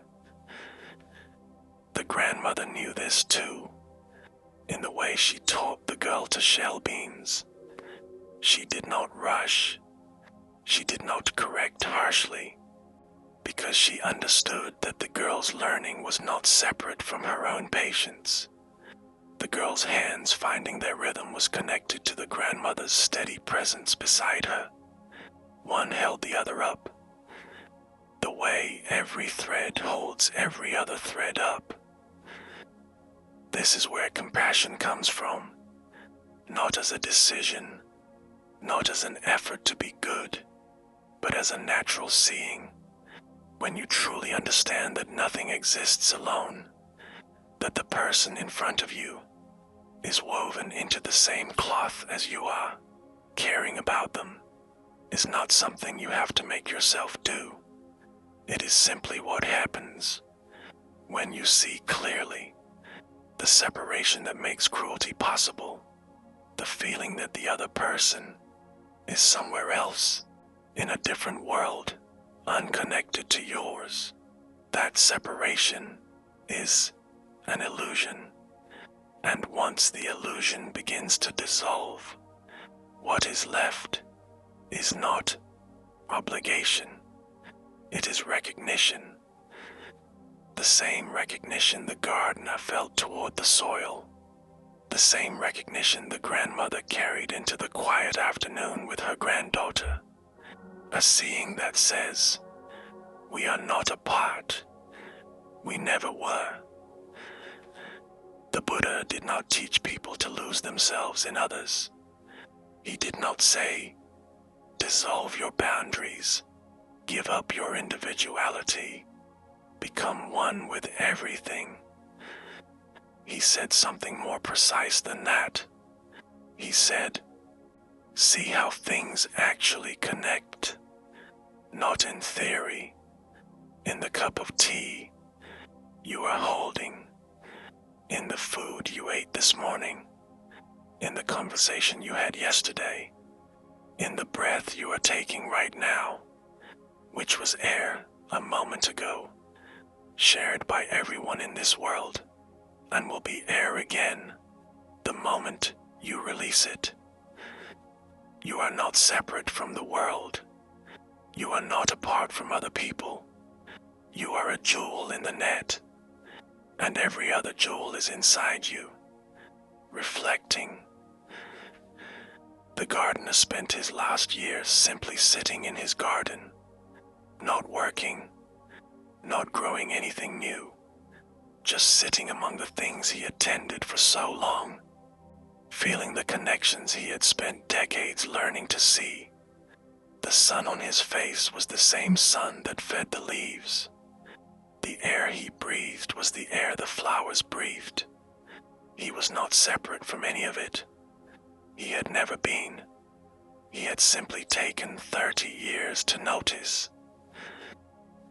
And now, with all of this settling into you, this understanding of how deeply connected everything is, let us talk about something the Buddha taught that completely overturns what most people believe about abundance, about what it means to have enough, and about where true wealth actually comes from.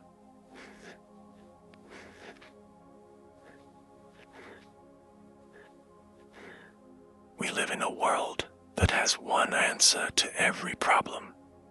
The answer is more. More money, more success, more things, more comfort, more of whatever it is you do not yet have. And somewhere inside each of us, we believe this. We believe that the feeling we are looking for, the feeling of being full, of being satisfied, of finally having enough, is on the other side of something we have not yet reached. It is waiting for us at a certain point, and once we get there, we will feel it. The Buddha looked at this belief and saw it for what it was, a trap, not because wanting is wrong, but because the trap works in a very specific way. You want something, you get it, for a short time, sometimes very short.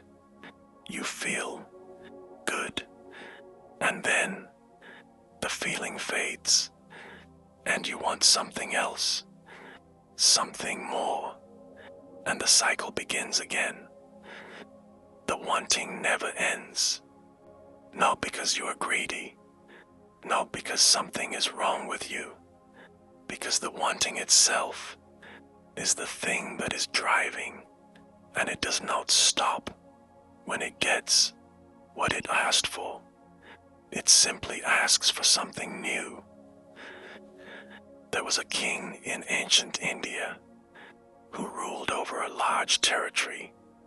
He was not a cruel king. He was generous to his people. He built temples. He funded festivals. He surrounded himself with beautiful things: art, music, fine food, silk, gold. And none of it filled him.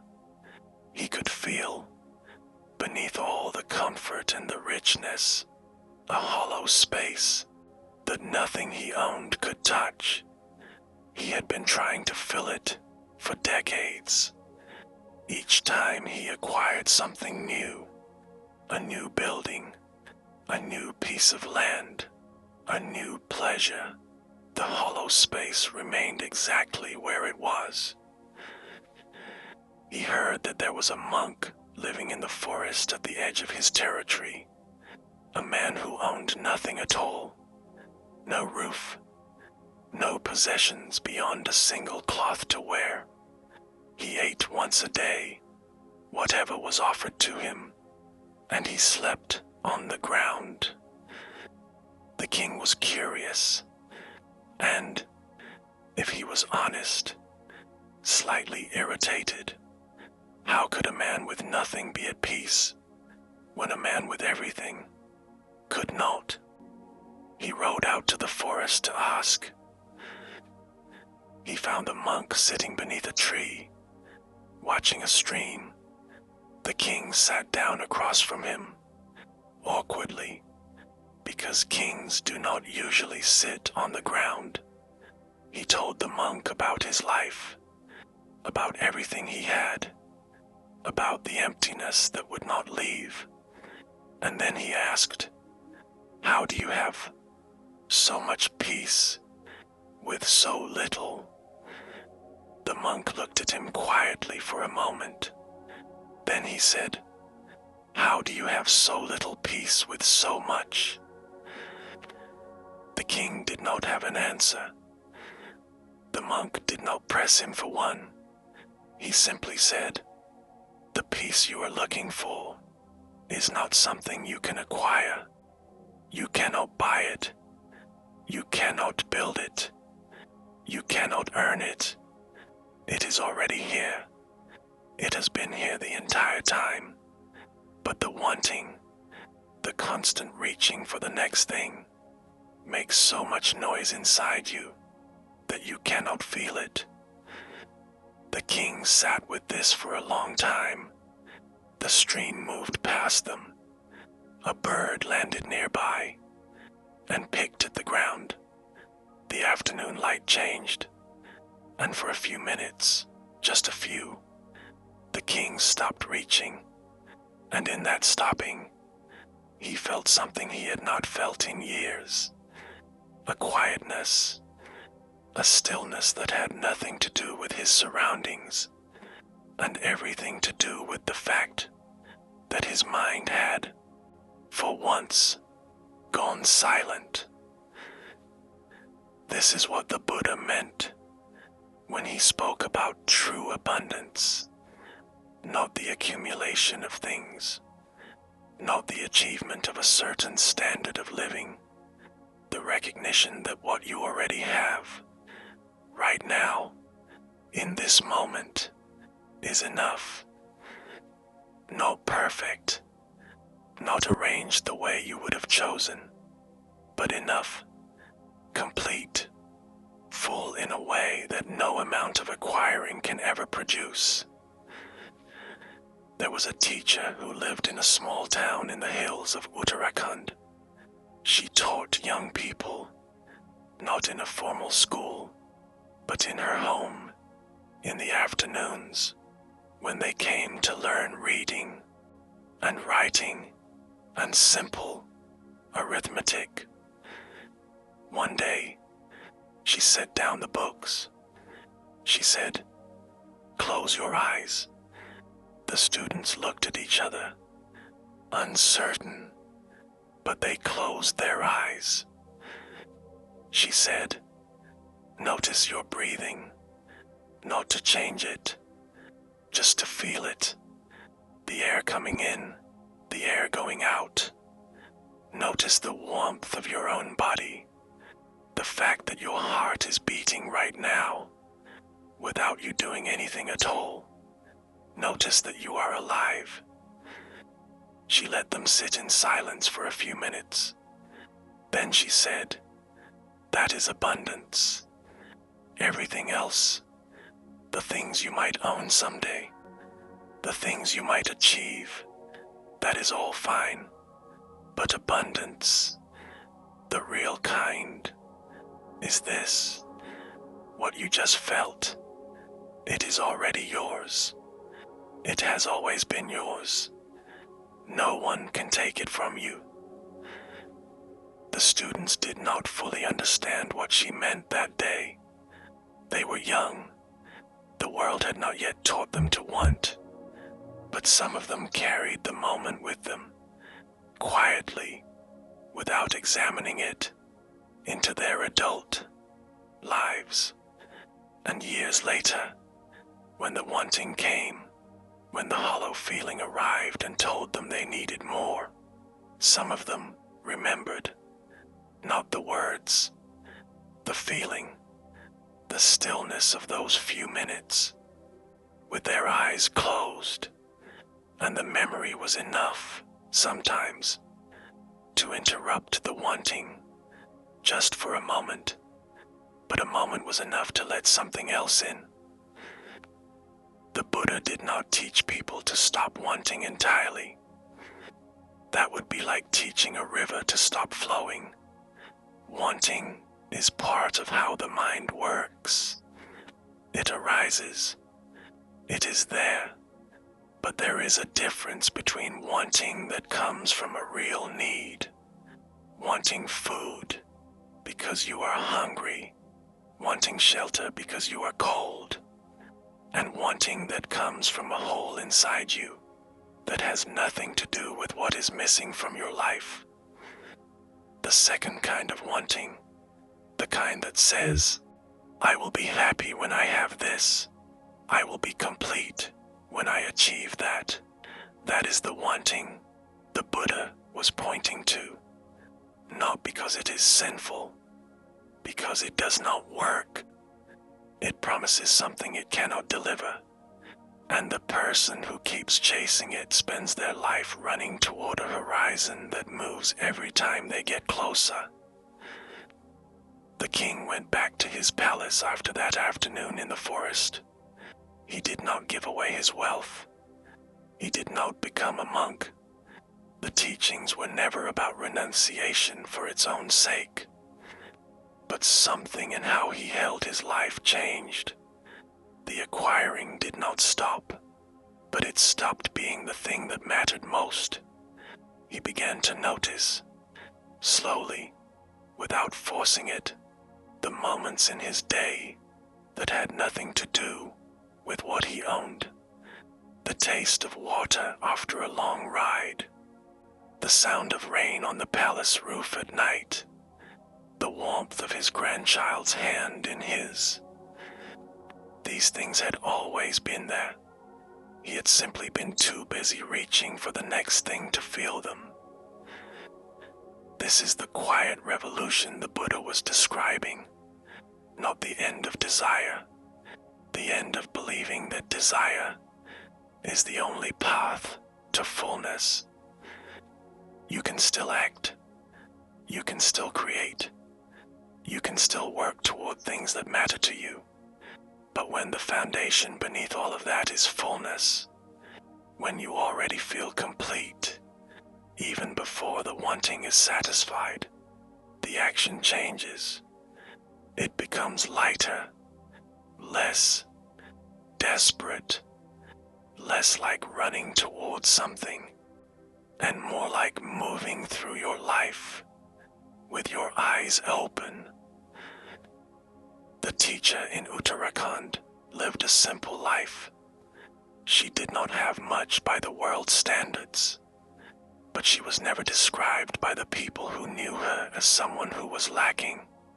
She was described as someone who was full, not full of things, full of presence, full of attention, the kind of fullness that does not come from outside, the kind that was there all along, waiting to be noticed. The hole that the wanting tries to fill, the one the king felt in the middle of all his wealth, was never really a hole. It was a silence, a quiet space that existed beneath the noise of constantly reaching for more. And that silence was not empty. It was full of everything that was already there. The breath, the warmth, the aliveness of being a person in a world. The wanting covered it, like noise covering music. Stop the noise, and the music is still playing. It never stopped. And this brings us to the final teaching in this journey, the one that holds everything else together, the one that the Buddha returned to again and again, because it is the heart of everything he taught, and it is the one that, when you truly feel it, not just understand it, but feel it, changes the way you move through the rest of your life.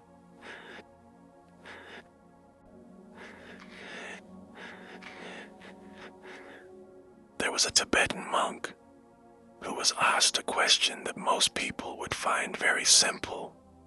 The question was, what is the purpose of Buddhism? Not the history of it, not the philosophy, not the practices, or the centuries of tradition. Just, what is it for? The monk thought about this. Then he said, to reduce suffering. That is it. Everything else is commentary. This was not a casual answer. It was the most precise thing he could have said. Because when you strip away everything, the rituals, the philosophies, the long chains of teaching, that is what remains. One direction, not the pursuit of happiness, not the achievement of a spiritual state, the reduction of suffering in yourself, in the people around you, in the world. And the single most effective way to do that, the thing the Buddha returned to, again and again, across decades of teaching, was kindness. Not kindness as sweetness, not kindness as being agreeable, not the kind of kindness that smiles and avoids conflict.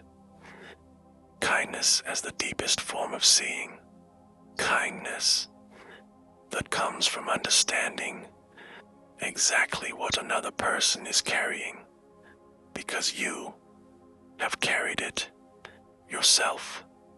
Kindness that does not need to be manufactured, because it arises on its own when you stop believing that you are separate from the people in front of you. The Dalai Lama said something about this that has been repeated so often it has almost lost its weight.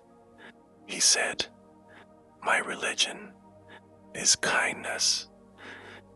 But when he said it, he did not mean it as something pleasant. He meant it as the most radical statement a person can make, that after all the study, after all the years of practice, the thing that matters most is this: how you treat the people in front of you, how you respond when someone is suffering, how you move through your day when no one is watching, and no one will ever know what you chose to do. Kindness in this sense is not soft. It is one of the most demanding things a person can practice, because it requires you to see clearly, honestly, what is happening in front of you, not what you wish were happening, not the version of events that protects you from feeling uncomfortable. What is actually there, the other person's pain, the reason behind their words, the way their struggle connects to yours. Most people find it easier to judge. Judgment is fast. It takes a second. Seeing takes longer. It takes the willingness to stay with something uncomfortable until it shows you what it is. There was a village in the hills of Himachal Pradesh where two families had been in conflict for years. Not a violent conflict. The quiet, grinding kind, disputes about land, words spoken at gatherings that left marks, children growing up hearing one version of the story from their parents and believing it completely. The conflict had gone on so long that no one remembered exactly how it started, only that it was there, and it was bitter, and it cast a shadow over everyone in the village. An elder woman, someone known for her steadiness, was asked to help settle it. She did not sit the two families down and ask them to state their grievances. She did not weigh the facts and make a judgment. Instead, she spent a week watching. She visited each family separately. She sat with them during meals. She listened, not just to the words, but to the tone beneath them, the tightness, the old hurt underneath the anger. She watched how the elders' faces changed when the other family was mentioned. She watched all of it without deciding anything. At the end of the week, she gathered both families together. Everyone expected her to announce a verdict. Who was right? Who was wrong? Instead, she said, "You are both in pain. You are both afraid, not of each other, of something older than this fight. Something that was there before the argument about land ever began." She paused. Then she said, "Not in the land, in the fear. If we start there, in the place where you are both standing, we can find a way forward, but only if you are willing to see each other as you actually are, not as enemies, as people who are hurting." The conflict did not end that day. Conflicts that deep rarely do. But something shifted in the room, because someone had finally looked at the whole picture, not just the surface, not just the complaints, but the fear and the pain underneath both sides. And that looking opened something that had seemed permanently closed. This is what the Buddha meant by wisdom, not cleverness, not the ability to solve problems quickly, the ability to see the whole of a situation, not just one piece of it, to hold two people's pain at the same time without choosing a side, to look past what someone did and into why they did it. Wisdom and kindness are not two separate things. They are the same thing, seen from two directions. Wisdom sees clearly. Kindness acts from that clarity. Without the seeing, kindness becomes hollow. Without the kindness, wisdom becomes cold. The elder woman carried both. She did not rush to comfort the families. She watched first. She understood first. And when she finally spoke, what she said was not advice. It was a mirror. She showed them what she had seen, and the showing itself was the kindness. Now, you will never see the full reach of what you do. When you choose, in a single moment, not to pass your anger forward, you will never see where that choice lands. When you look at someone who has hurt you and see them as a person in pain instead of an enemy, you will not see the ripple that creates. It moves outward from you, invisibly, the way the gardener's care moved through the soil and into the roots and into the fruit. You will not see it, but it is there. It is real. It reaches places you will never visit, touches people you will never meet. The grandmother who taught her granddaughter to shell beans carried a ripple like this. The monk who sat with the king in the forest carried one. The woman who saw her stubbornness and began, slowly, to loosen it, carried one. The grandson who paused, just paused, before his anger reached his son, carried one. None of them knew the shape of what they were creating. None of them needed to. The act itself was enough. The seeing was enough. The choosing, again and again, in small moments that no one else witnessed, not to add more weight to the world. The Buddha did not promise a perfect world. He did not teach a way to make suffering disappear. What he taught was quieter than that. He showed people how to stop adding to the suffering that was already here, how to interrupt the chains that carried pain from one person to the next, how to see, in the middle of an ordinary day, what was actually happening, and how to respond to it with the kind of attention that changes things, not loudly, not dramatically, but really. This is what we began with, at the very start of this journey. No manifestation, not the belief that if you want something hard enough, or think about it clearly enough, the world will bend to give it to you. The Buddha looked at that belief and saw that it was turned backwards. The world does not arrange itself around your wanting. Your wanting arranges itself around the world.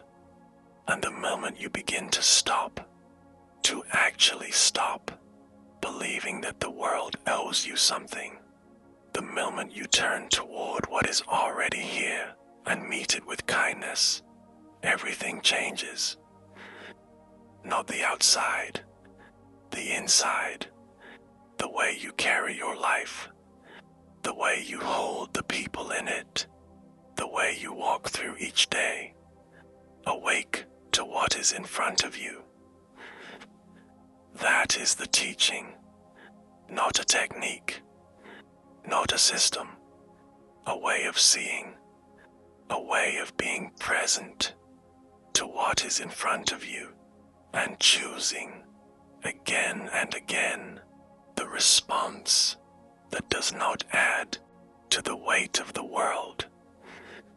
Kindness, wisdom, attention, these three, together, this is what the Buddha spent his life pointing toward, and this is what you have been quietly touching throughout this entire journey.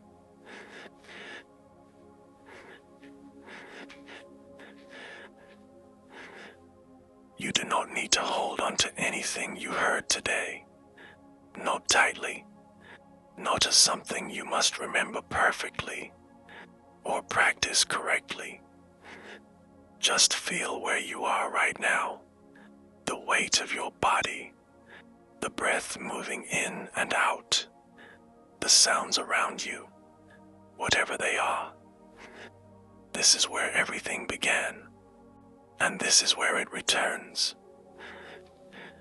Not once, again and again, every time you forget, and you will forget, because forgetting is part of being human, you come back here, to this breath, to this moment, to the quiet that was underneath everything the whole time.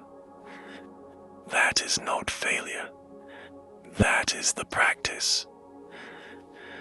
Wherever you are in the world tonight, whatever city, whatever room, whatever part of your life you are carrying, thank you for spending this time here, for sitting with these teachings, for being willing to look. You are not alone in this. Others are listening too, seeking the same quiet, trying in the same imperfect way. The Buddha said, "Be your own refuge. Be your own shelter. The light you are looking for is not somewhere else. It is here. It has always been here. Take care of your heart.